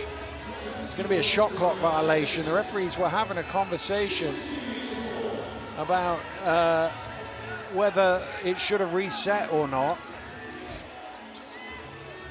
And Cheshire don't care, they get the ball back.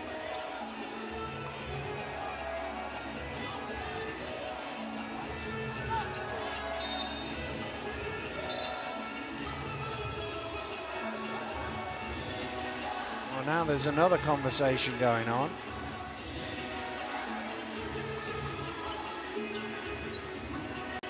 Not quite sure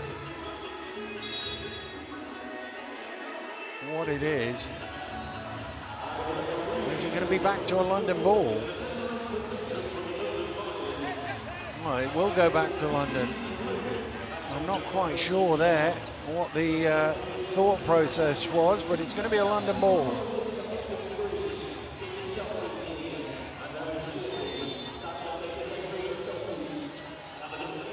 Lobbed into Scott.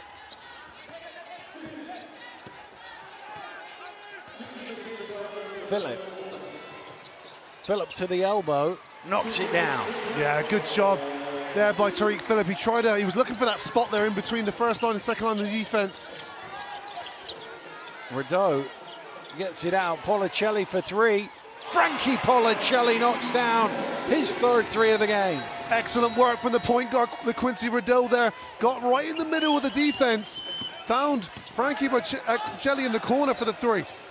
Ball is not loose. Rye diving on, it's going to be a backcourt as he slid over the line.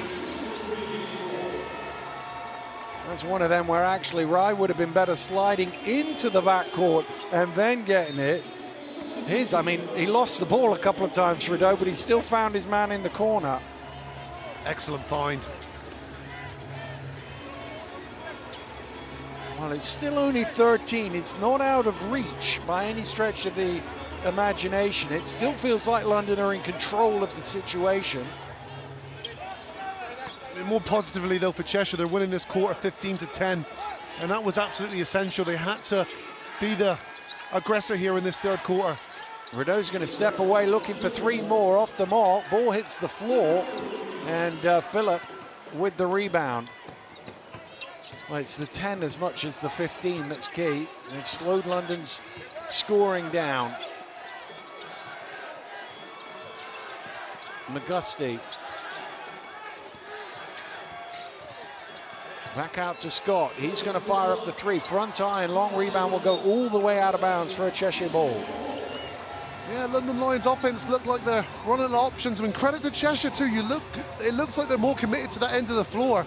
I think they recognize the urgency on defense and what it can mean for them as well, igniting offense.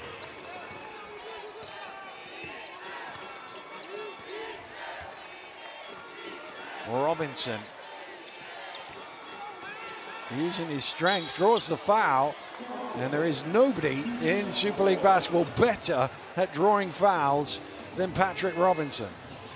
No, he just has to figure out a way now to convert from the free throw line.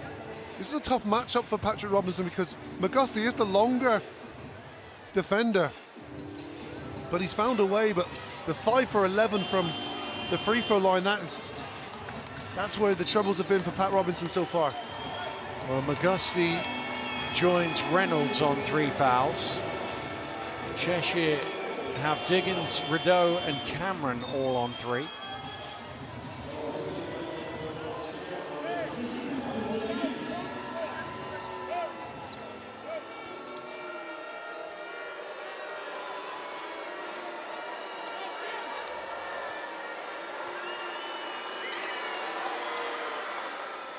Robinson rattles in the first, but it takes his percentage only up to 50.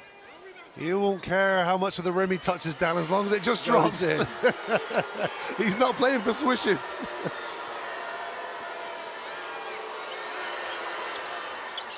Well, he makes them both. Rye is going to come in for Scott.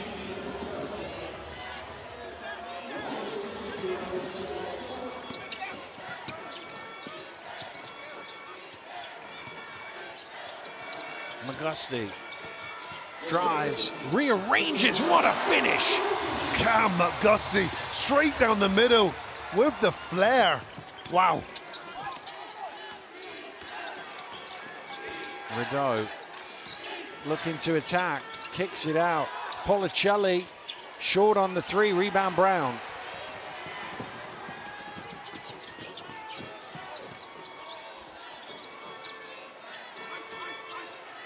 McGusty. Zona on the switch. McGusty creates room, misses the shot though. There's Rye on the offensive glass again. He just had enough to get it over the rim. Oh, it's excellent defense from Zona as well. It was mismatched on a very talented offensive player, but again, it's the offensive rebound that comes to plague Cheshire there. Robinson stolen away by Rye. Still going Aaron Rye.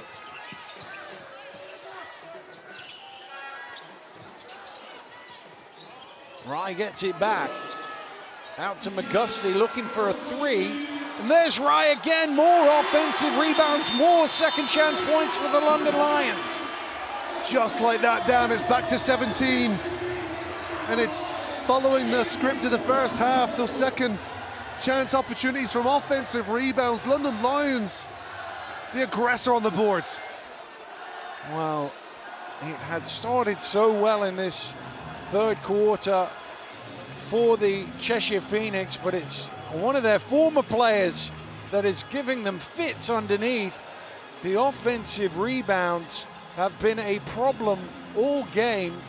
Rye and Scott and Brown have all been crashing the glass. Yeah, they have, and you know, when you really analyse that replay, it's just Policelli being outworked by Aaron Rai there, and you know, you're in a final, you've got to bring that. That's something that cannot ever waver, is that you get one opportunity here to win a championship, and you have to match the opposition or you're dead in the water. 2-1 on the points in the paint, and the reason why that's so important is Cheshire, basically the most modern basketball team there is. They only score in the paint or threes or from the free throw line. Well, they've missed a load of free throws. They're getting it doubled up in the paint, and they're 8 of 24 from 3. Yeah, and this for me is where it's well, it's not working so far. Again, you're going against the best defensive team in the league, so you're going to be challenged at the rim each time. And if you're not knocking down threes, you're essentially putting all of your chips in that area, which at the moment they're 8 for 24, 33% from the three-point line. Well, they climbed part of the mountain, but they've slipped back down again. And they've got to go again, Cheshire. And it felt like it took them a good chunk of the quarter, didn't it, to get to that mountain, and the slip was really quick. Well, Rideau, Williams is over the top of him with a word or two for him.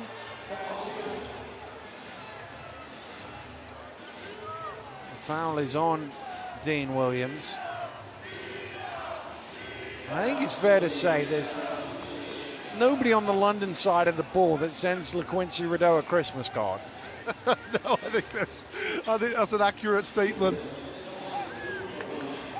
A good aggressive move there from LaQuincy Rideau, going straight at Dean Williams, who was on the All-Defensive Team of the Year.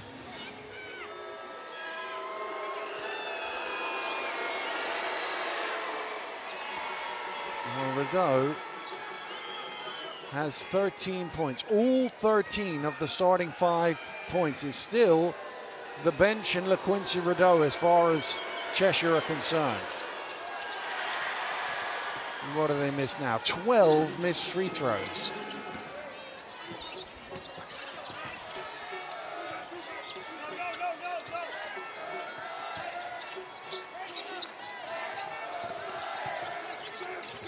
Phillip. Phillip behind the screen, way off the mark for 3.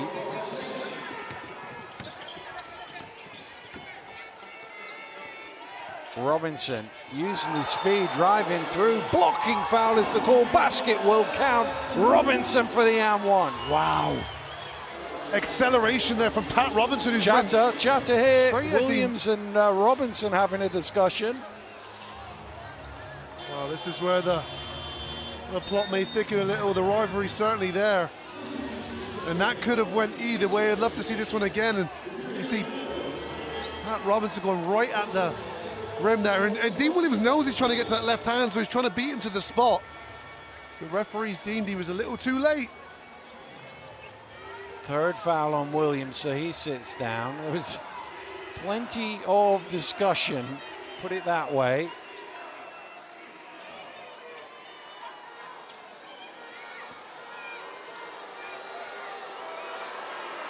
Robinson looking to convert the and one. Can. Still they struggle, but it's stolen away. Zona gets the, well, 4-point play is better than a 3-point play. It is, and it's Matt Zona again popping up with the play. Really encouraging game from him. It's 8 points personal for him. Well, they're still just about inside Cheshire. London into a timeout here. 77-65 to score. 12.5 minutes remaining in the playoff final here at the O2 Arena in London. But they're going to need a few more bounces of the ball like this, a few more efforts of play like this, where if they are going to miss a free throw, they're going to get some offensive rebounds and a putback. Well, they have to win these now, 50-50s. The other team, remember, in the deficit.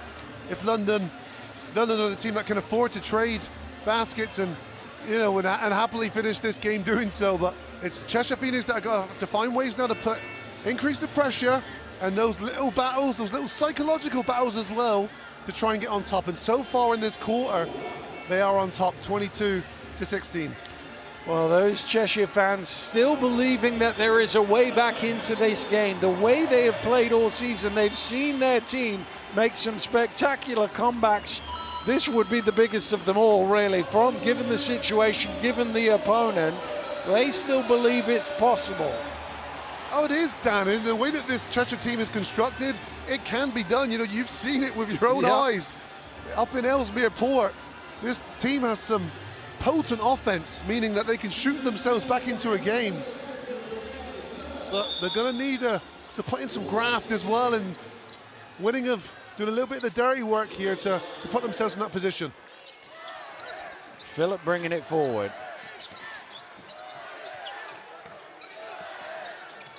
McGusty around the screen, gives it back to Brown. Brown puts it on the floor, driving through up high off the glass. That's so huge. Brown just popping up there, aggressive move, nice high off the glass finish.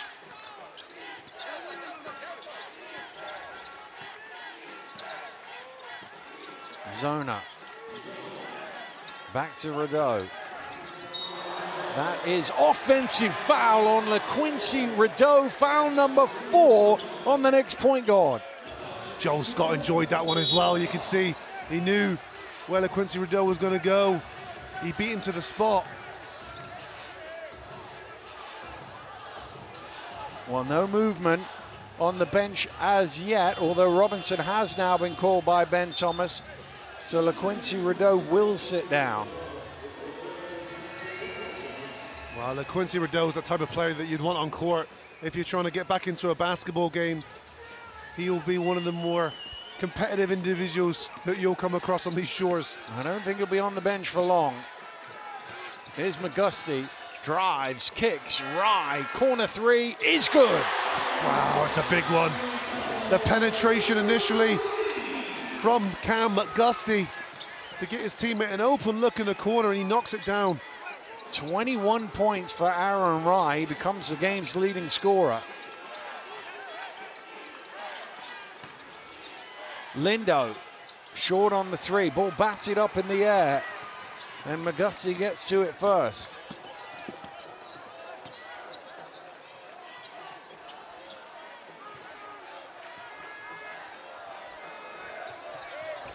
Phillip. Back to Rye. Rye driving down, his pass is deflected. Chance for Lindo to run. Lindo takes it himself through the contact, fires it up, screaming for a foul, nothing coming his way. He just seemed to run out of juice, didn't he? Didn't have enough on it.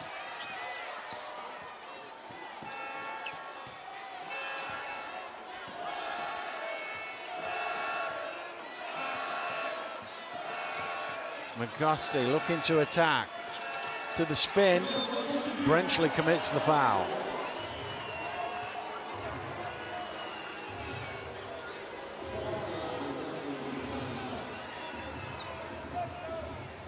Well, McGusty, it doesn't matter who's in front of him, has been sizing everybody up today. He has, yeah, and that's what you've got with this London Lions team.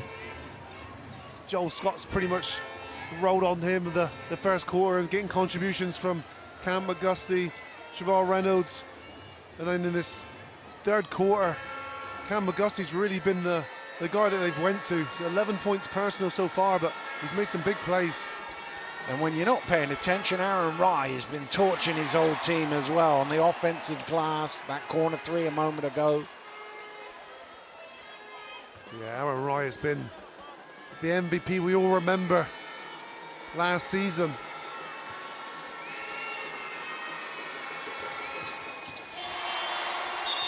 McGusty will head back to the bench as Sandy checks in.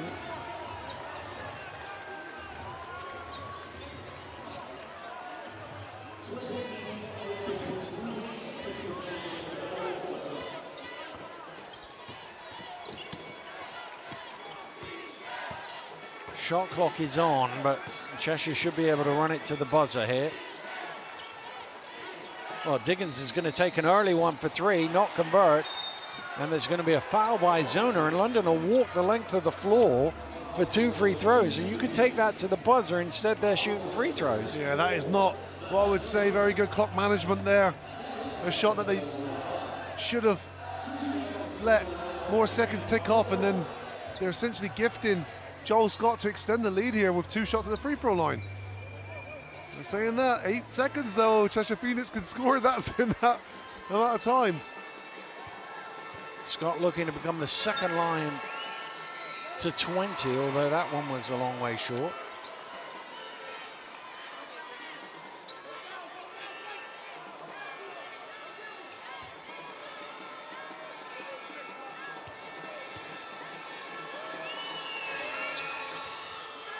Well, first point of the second half for Joel Scott. Robinson is going to take the 3. Back iron, and that will do it. The London Lions 10 minutes closer to the clean sweep. Cheshire made their run at the start of that quarter, but it was responded to in kind by the Lions, and London will go into the final quarter of the season up 20. Yeah, and you felt like for the most part of that third quarter, the Cheshire Phoenix had the edge there. You saw a swing in the momentum early in that third quarter. And then, as you say there, the analogy, you're climbing a mountain, but boy, did they slip down it fast. And it seemed to happen in a number of plays. London Lions were able to really put regain control of that quarter. We've talked all game about the field goals, the rebounding, 16 difference in the rebounding, and also the free throw misses, 13. You're down 20, you've missed 13 free throws. I mean, that's what Ben Thomas will be looking at. And rebounds it's one of those things. Yeah, if your team's got size, you've got more advantage of getting more rebounds, but it's also the desire and the want. And when you look at the first 3 quarters of this game so far, there's a winner in that category for me, and that's the London Lions. They've just been that little bit sharper, a little bit hungrier, hence why they've got such a hold on the battle of the boards. Well, the lights are shining brightly here at the O2 Arena. They're shining brightly on the London Lions as they close in on the domestic clean sweep. Is there anything Cheshire can do in these final 10 minutes to stop this juggernaut? We haven't seen anything really of what is classic Cheshire basketball. The London Lions, Z and Drew talked about it at the top of the show, and how many points per game they averaged this season. London averaged 83.8 points per game this season. They have 85 in 3 quarters today. Yeah, and as well as scoring that amount, they've held one of the more potent offenses to just 65. This is a Cheshire Phoenix team who are used to scoring 96 points per game, and so London Lions, not only are they playing defense the way that they do, they've scored the ball at a consistent rate. Fourth quarter underway. Patrick Robinson, the MVP of the league, trying to do something about this deficit his team faces. Brenchley off the mark for 3. Well, we nearly saw a remarkable comeback in the fourth quarter in the women's final when Sheffield, who were going for the clean sweep, were up big and Caledonia rallied. Couldn't quite get all the way back. Here's Brown to the rim, laying it in like his pregame. Yeah, so easy, wasn't it? The pump fake on the 3, got the defender to bite, and Charlie Brown Jr. just done the rest. Brenchley off the mark for 3. Rebound Brown. Brenchley just hasn't been the same as he's been so good for them this year. He's been another relatively consistent piece of offense that they've been able to go to. Another one of the starting 5 with no points. Well, he fires that up. Is it a shot? Yes, it is. It's going to be a shooting foul. He might get some points now. Smart play. It's a risky one, but it's a smart one. You see a lot more guys looking to do that now. It's only ever a bad idea when you get caught out. Yep. And a foul isn't called. Well, he saw the foul was coming and just thought, well, if I throw it towards the rim, I might get 3 shots here. And he will indeed. Well, between Diggins, Cameron, Brenchley and White, They're 0 for 11 from the floor. Wow. Wow, and they would have needed those contributions so dearly today, especially going against the best defense in the league, and credit to London Lions as well, who have been able to neutralize those individuals just listed.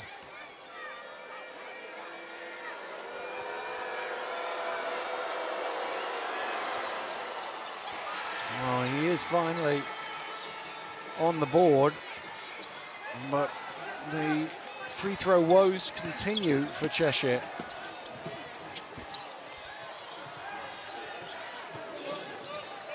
Scott hands it off to McGusty. Back to Reynolds. Reynolds to the elbow. Oh, a rare miss. Those normally go in for Shavar Reynolds. Good double team. Brown knocks it loose. McGusty comes away with it. Kicks it out. Brown gets his reward for the defense. And that's the difference down. The defense is the aggressor. Great double team there. There's a take foul again from London Lions, who do not want Phoenix to find any form of rhythm. And this is the play before. Look at that great steal, and McGusty found Brown Jr. in the corner, who knocks it down. Well, he's enjoying it, and why not? LaQuincy Rideau back into the game on 4 fouls, remember, but there's only 8 minutes left. You're not saving him for anything. Stolen away by Rye, diving on the floor, what hustle. Kicked forward to Scott. Scott, strong off the glass, defense to offense again for the Lions. Oh, unbelievable. Error there from Cheshire, and London Lions just punishing them. Rideau tossing it up, doesn't go. Here come London. Well, Cheshire set a record by becoming the first team to score 100 points in 4 playoff games. It's going to be London going to get 100 tonight.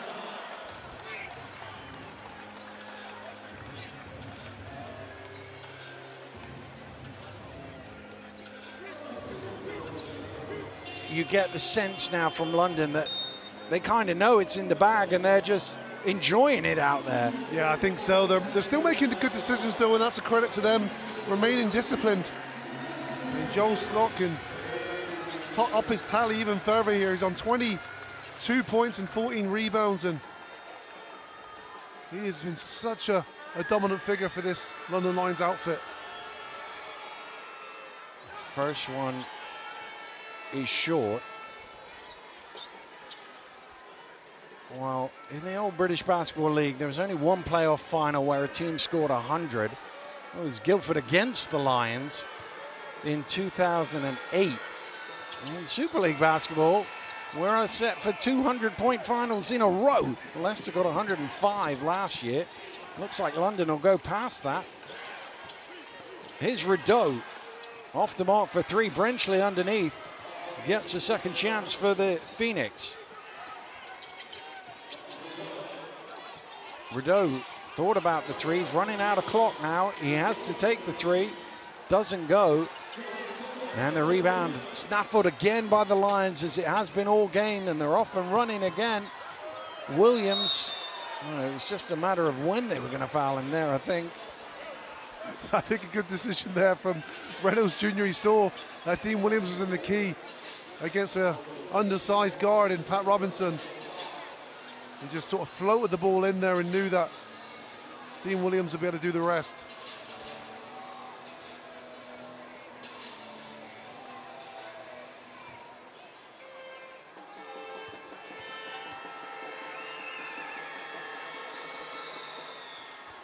Well, way off the mark there from Dean Williams. London have been pretty good from the free throw line. That's now their 8th miss. They're still in the 70s, which I suppose isn't pretty good. It was earlier in the 80s, but it looks great when the other team's in the 50s. Joel There's Scott foul on the rebound. Being a menace on the boards. Is it Rideau? I think it's LaQuincy Rideau, is it? No, it's Policelli. Sorry, my mistake. He's going to be replaced by White. I just saw with the single hand signal. I couldn't see the number, and Rideau was the lowest number out there at 13, but at 3, sorry. Scott overcooks it.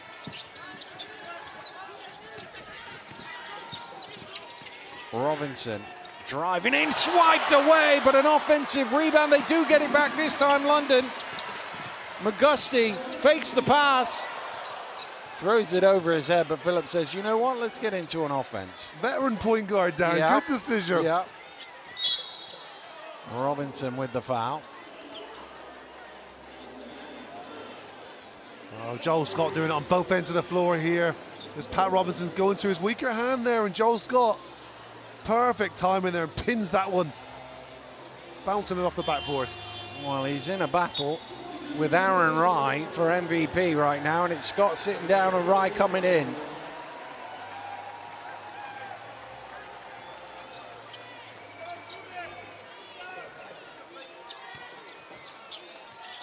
That was Robinson's 4th foul, by the way.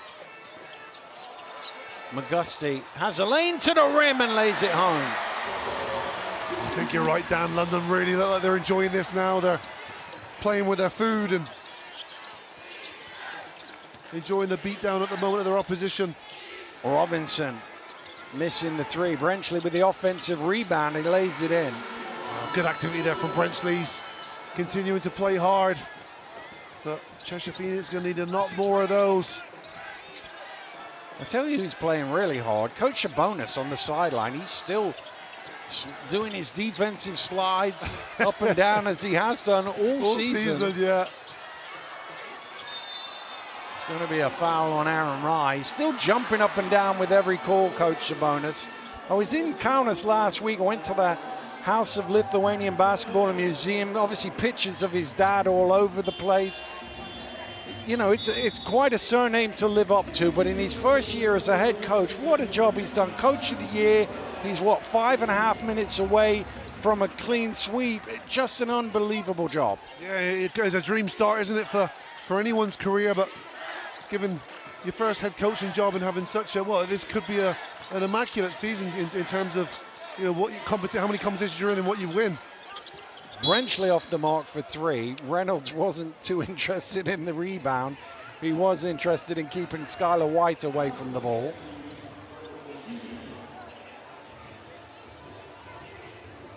Well, Scott's going to come back into the game. And it's Reynolds, who just picked up his 4th foul, who will sit down.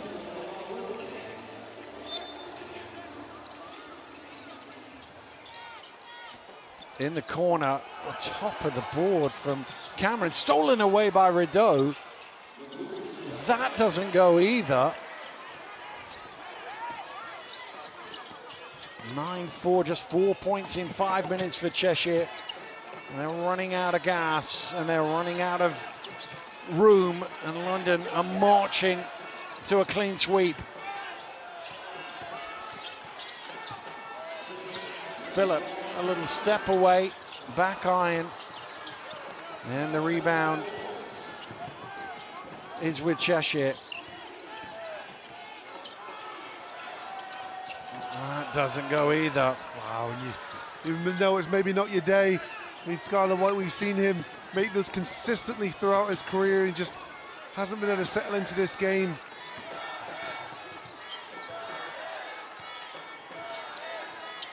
Phillip. Brown in the corner. Brown stares down the crowd as he knocks down a 3. Oh, he's one of the competitors here. Oh, Joe Scott blocks another shot.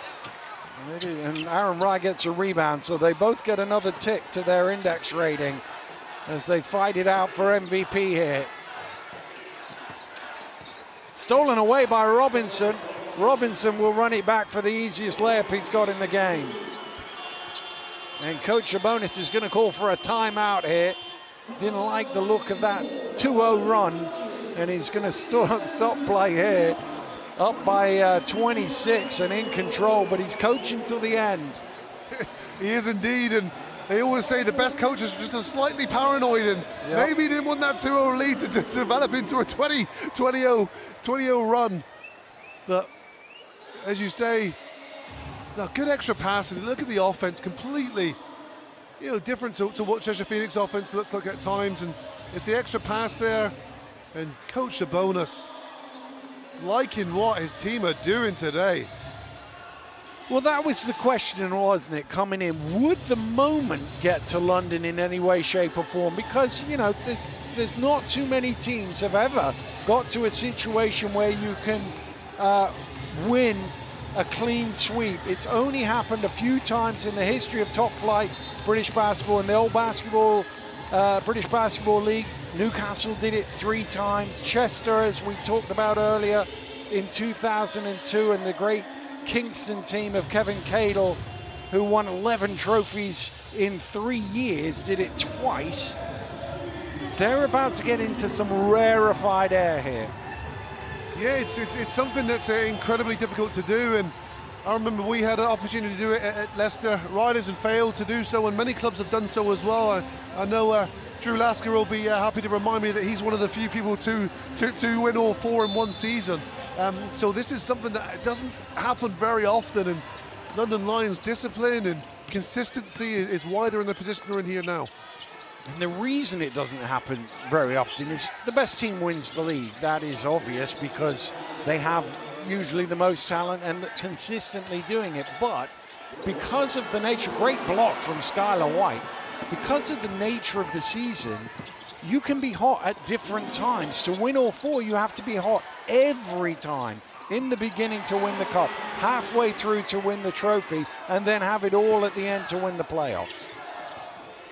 And then again, the first competition, you're in a final in January. Some teams aren't formed in January, not to its full extent. I know Cheshire Phoenix are a better team now than what they were in January.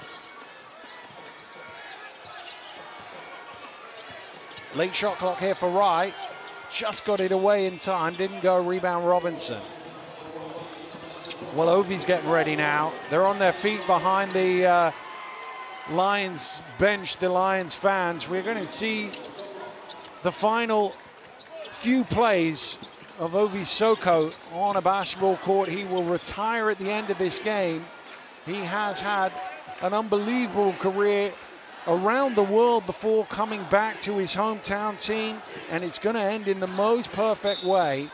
He's going to get a few last minutes, 2:26. Maybe he plays it all. Maybe Coach Sabonis takes him out. I don't know, but they're on their feet as Ovi Soko checks into the game. What a moment for Ovi. Yeah, and I think the fans are standing in ovation for 2 things. They want to clap and congratulate their team for the formidable performance that they've made here today, but also to acknowledge Ovi Soko, who is, you say, Dan, you put it so articulately, that he is one of the few British guys that have been able to play in the heights. ACB is arguably the best league outside of the NBA. Incredible career he's had. Well, he's going to get to celebrate it in proper fashion. And the interesting thing is that both Scott and Rye have now sat down, and they are surely the front runners. Brown has been excellent as well. Reynolds has been not bad. McGusty as well in the second half has been really good. Tough old pick for MVP today.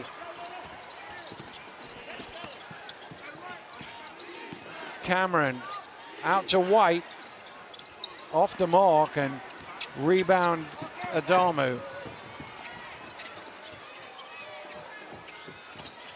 Adamu pulls up at the free throw line. That is short, and Cameron has the rebound. 2 minutes left in the Super League basketball season. 2 minutes away from a sweep. The London Lions, as Rideau lays it in. Sandy going baseline, wants to get himself on the scoreboard. I'm glad he has, because Kieran Sandy is a guy that's tucking his opportunities. He's been with London Lions for several years now. He's developed each year. He's played his role, and he's played it well. You're not the only one who was glad. The fans were jumping up and down when Kieran Sandy got on the board. Remember the story a few years ago? He talked it into existence, didn't he? There's the old social media posts about playing. And Here he is in a playoff final. Lindo to the line. Not really been his day, Damiri Lindo. 8 points for him. Not really been anybody's day on the Cheshire Phoenix side of the board. No, Lindo tried to make things happen early, didn't he? But didn't really fall his way. Not to the volume that Cheshire needed today. But you look at some of the scorers on 0 points in Cheshire's roster, and they're really talented offensive players.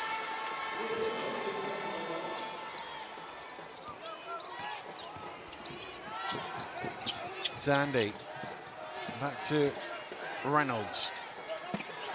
Lobbed inside. Well, they will go absolutely doolally over in the London section if Ovi can get on the board.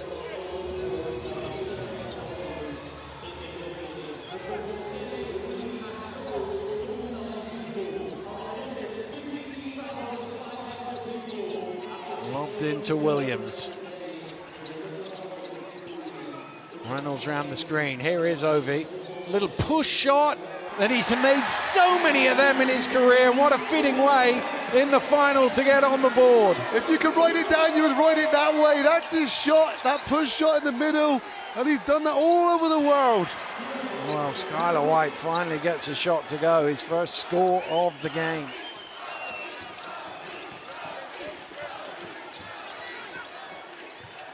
Ticking towards the final minute. Adamu now looking to join in the fun, not quite. Soka with the rebound, knocked away. That will stay with the Lions. Oh, both teams playing like it's still a game's in the balance. And of course, this is the one. Obi Soko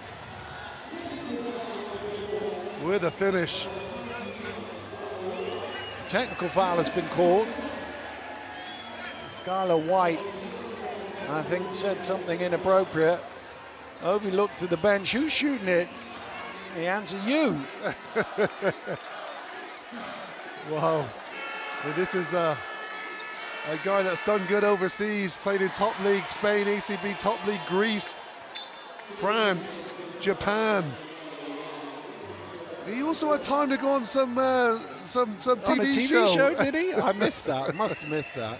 I don't think all those teams were hiring him for his technical free throw shooting. No, that wasn't on the top the of strengths. The scout report. Here's Adamu driving in hard, tipped out of bounds by Rideau. It's going to stay with London.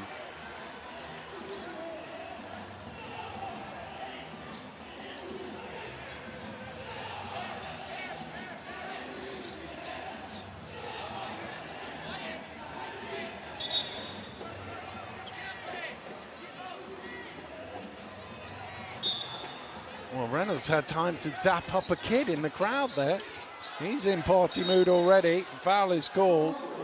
And there'll be 2 free throws for Adamu, who is one of the Lions who haven't scored. There's only a couple of them.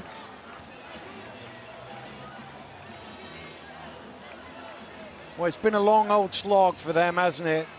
All the way around Europe. They had some heartbreakers in that Euro Cup. The amount of games they lost by a point. Obviously just fell short of the playoffs with all the injuries that they had, but they stuck with it. They kept on going, and they talked their talk. They said, we're going for the sweep. They said it right very, very early. Most teams shy away from it. They embraced it, and they have delivered on it. Yeah, it's a valid point. I think they had very clear vision of what they wanted to do this year, and you know, you can't help but feel they were unlucky in European play. They had injuries mount up, and of course you're talking about an elite competition. So it'd be really interesting to see what happens now to this roster. You know, does it? Do you keep a nucleus of the guys? Does it stay the same? Is it a completely new? You know, it's because right now they've got an amazing platform and foundation to build on. Stolen away by Cameron, playing till the last. Tobias Cameron trying to draw the foul, but doesn't go. The shot clock is on, so London will have to take one here. Well, slip from Cameron. Price, he hasn't scored yet. Not quite. Wow, what a rebound. Wow. If anything summed up the game, it's the way they're going after the rebound with 14 seconds to go.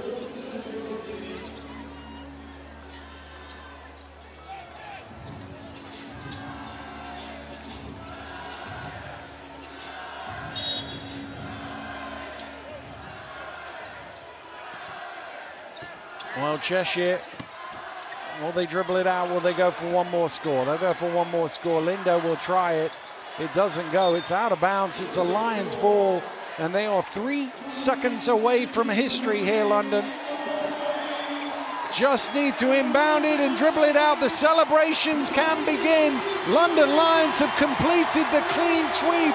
They are the kings of British basketball, Super League playoff champions, to add to the cup, to the trophy, and to the league. They've won all 4, and they will celebrate long and hard. And I think they've done it the right way, Dan. They say defense wins championships, and this team has held themselves in high standard on the defensive end week after week, allowing just 74 points to their opponents. They have been that gnarly, disciplined, hardened team, and they get their just rewards. Well, these are the moments you play all year for. You go to slog. They never really took a game off. It wasn't like you could look back and go, oh, they won the league and then they eased off. They played every night. They kept turning up. Coach Sabonis coached them hard right to the very end of the playoff final, and they've been rewarded for it with all 4 trophies. Well, you say this team never takes a game off. This coach never took a playoff down. He's on the sidelines playing defense, whether he was up by 30 or down by 10. The intensity of Coach Sabonis, it was, I think, contagious to his team. He demanded a level from his team, regardless of the score of a game. And he's gone down the other end of the floor. The rest of the team is celebrating. Coach Sabonis was off to shake hands with each and every one of his opponents, and to congratulate Cheshire on a great season. It's easy to get lost somewhere along the line. This Cheshire team, there weren't too many people at the beginning of the season picking them for second and a playoff final. Ben Thomas has done it again. He's an excellent recruiter. He brings talent to the British basketball every single year. And his team just got better as the time went on. They weren't the same team pre-Christmas. They got a bit better as well when the sort of March hit as well. And here they are, they're contended now for the championship. Wasn't their day today, but this Cheshire team have been fantastic. Well, he had some nice words by the looks of it for several of the Cheshire players along the way, Coach Sabonis. A very classy move from him at the end. Let's get some reaction from him. He's with Alex. Coach, congratulations, playoff champions, quadruple champions. What does this mean to you and the London Lions? I just want to tell my wife and my kids that I love you guys so much. I miss you and I can't wait to see you. It's been a heck of a season. I give it all to the staff, to the players, to the organization. Thank you for everything. It's been a heck of a season. And start of the game, we saw a shot clock violation that you forced. I watched your celebration on the sidelines. You celebrated that like it was a last-second three-pointer. Did that set the tone for today's performance? Yes, we're a defensive team, and when you start doing that from the beginning, it sets the tone. 71, 75 points, leaving them a team that scores 100 was a very big goal of ours, and I'm very happy for my gentlemen. And look, I know you put it down to a whole team performance. Just a word on your captain, Ovi Soko. Again, I saw you celebrate when you brought him off the bench right at the end. What kind of leader has he been in this group? He's been an emotional leader. He's a veteran. He knows the game. You know, I'm just happy that he gets to go out with a bang and finish off his career the way that he deserves. Coach, congratulations. Enjoy the celebrations. Well, he certainly did. And look, Coach Sabonis was run off there. Now he wants to join in. He's done all of the pleasantries, if you like. He shook everybody's hands. He's done the interview. Now he's going to let his hair down and enjoy it. And it's great to see as well, because you see so much emotion, but usually it's quite a high tension, stressful emotion from him. So it's so nice for him to finally, release that smile and relief, because he's done it. They've done what they set out to do. Oh, that's incredible. I don't think I've ever seen anybody say so calm, so level-headed through the handshake line, through the interview, and then just go. It's like the dam burst at that moment for Coach Sabonis, and congratulations to him. And they got the banner made up. Somebody was confident coming in. Wow, that's a very confident statement.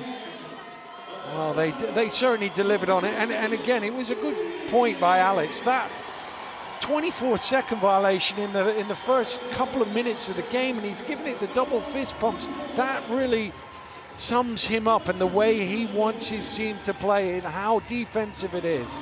It's contagious, and you know, regardless of what level of where they are, and you see, look, this is the first play of the game, and this is basically a 24-second shot clock, meaning his team have achieved their objective, and that's to stop the opposition. One play, Dan, that was one play.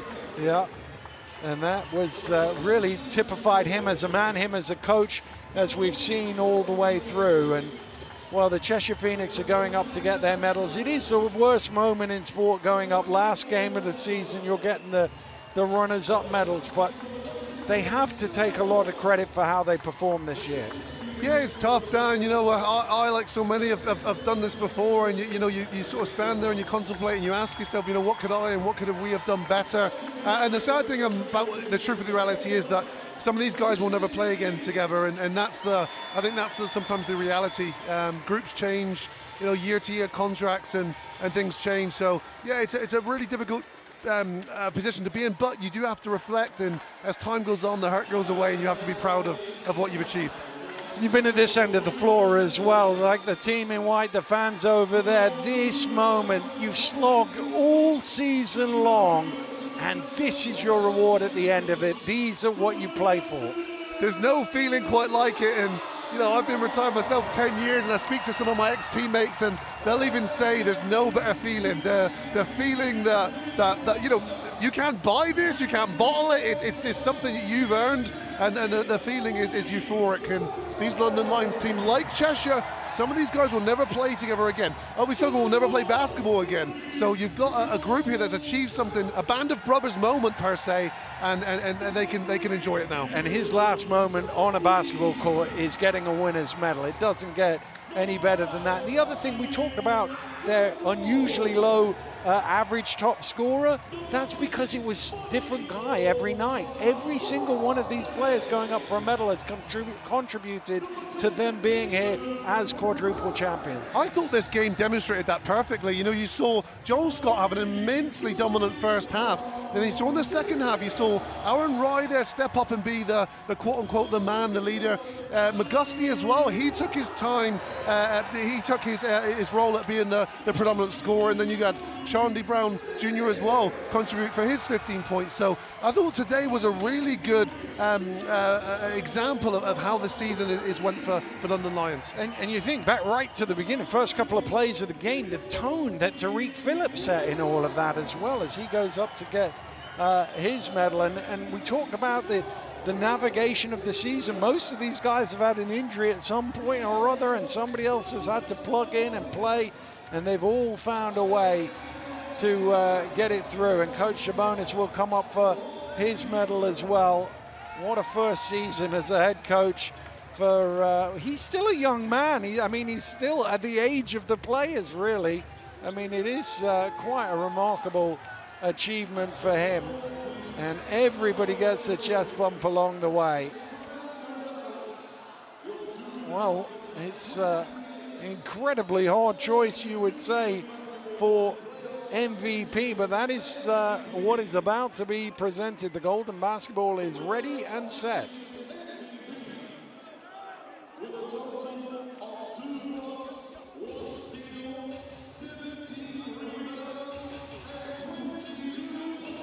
Well, it was an immense stat line read out there. 22 points, 17 rebounds, a couple of blocks.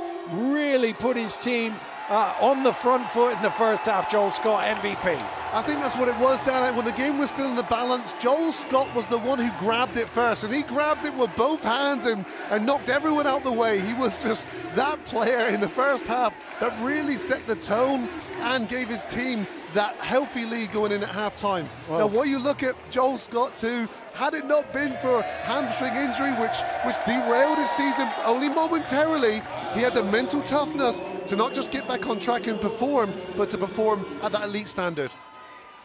Bizarrely, he looked a little surprised there that his name was called out. There is only one thing left to do this season. It is the handing out of the trophy. And it is Ovi Soko, the captain, on his retirement, who gets handed the trophy. Kingston, Chester, Newcastle, you have company. The London Lions are the clean sweep champions. The Lions will celebrate all 4 trophies in the cabinet. Only the 4th team in the history of top flight British basketball to win all 4 in the same season. And they've done it in emphatic style here at the O2. Well, this is it. They just posed for the cameras. Obviously, obligatory 4 fingers. Got to do that. These are the pictures you will see everywhere on Lions social media in a very short order. And then they get on with the main business of celebrating the win. Well, as you say, Dan, they spoke it into existence. They told us all, they told the whole world that they were going to win 4 pieces of silverware. And here they are. Final game of the season at the O2 Arena, lifting the Super League basketball playoff final. Well, the ticker tape falls on the Lions and their fans, and it has been a season to remember for the London team, and it's ended here in London on the banks of the Thames in absolute glory. They've won all 4 trophies. They could do no more than they have done domestically, and they will thoroughly enjoy it. And again, they've got the t-shirts ready to go. Look at the ticker tape falling down. It's falling on me and Ant as well. We're enjoying it over here courtside. But what a great moment for Ovi Soko, his final moment in basketball, his last seconds of his career, posing with ticker tape flying. There is no better way to end your career than that. Let's throw it back down onto the court with Drew and Azania. They came, they saw, they conquered. We're being showered with confetti. They've won all 4 for the first time since 2015. What does it mean? What does it feel? Describe what they're feeling at the moment. I think just sheer enjoyment. You know, they set their goals very, very early. This team was built for this. You know, played in Europe, maybe a little bit disappointed not getting to the playoffs, but I love what they did. They were finally healthy, playing their best basketball at their best time. Multiple guys stepped up. Scott, excellent job, and really forced Cheshire. You know, Cheshire puts up 90+ points. Well, today they put up 100. They were excellent on both ends, but it was the defense won them the game, and they have every right to celebrate. Absolutely, a defensive masterclass. Offense, new modern basketball versus old school. Yep. Holding, if you take Rideau out of the picture, 4 starters, only 7 points combined. Yeah, they really shut down their starters, that they had to take them out.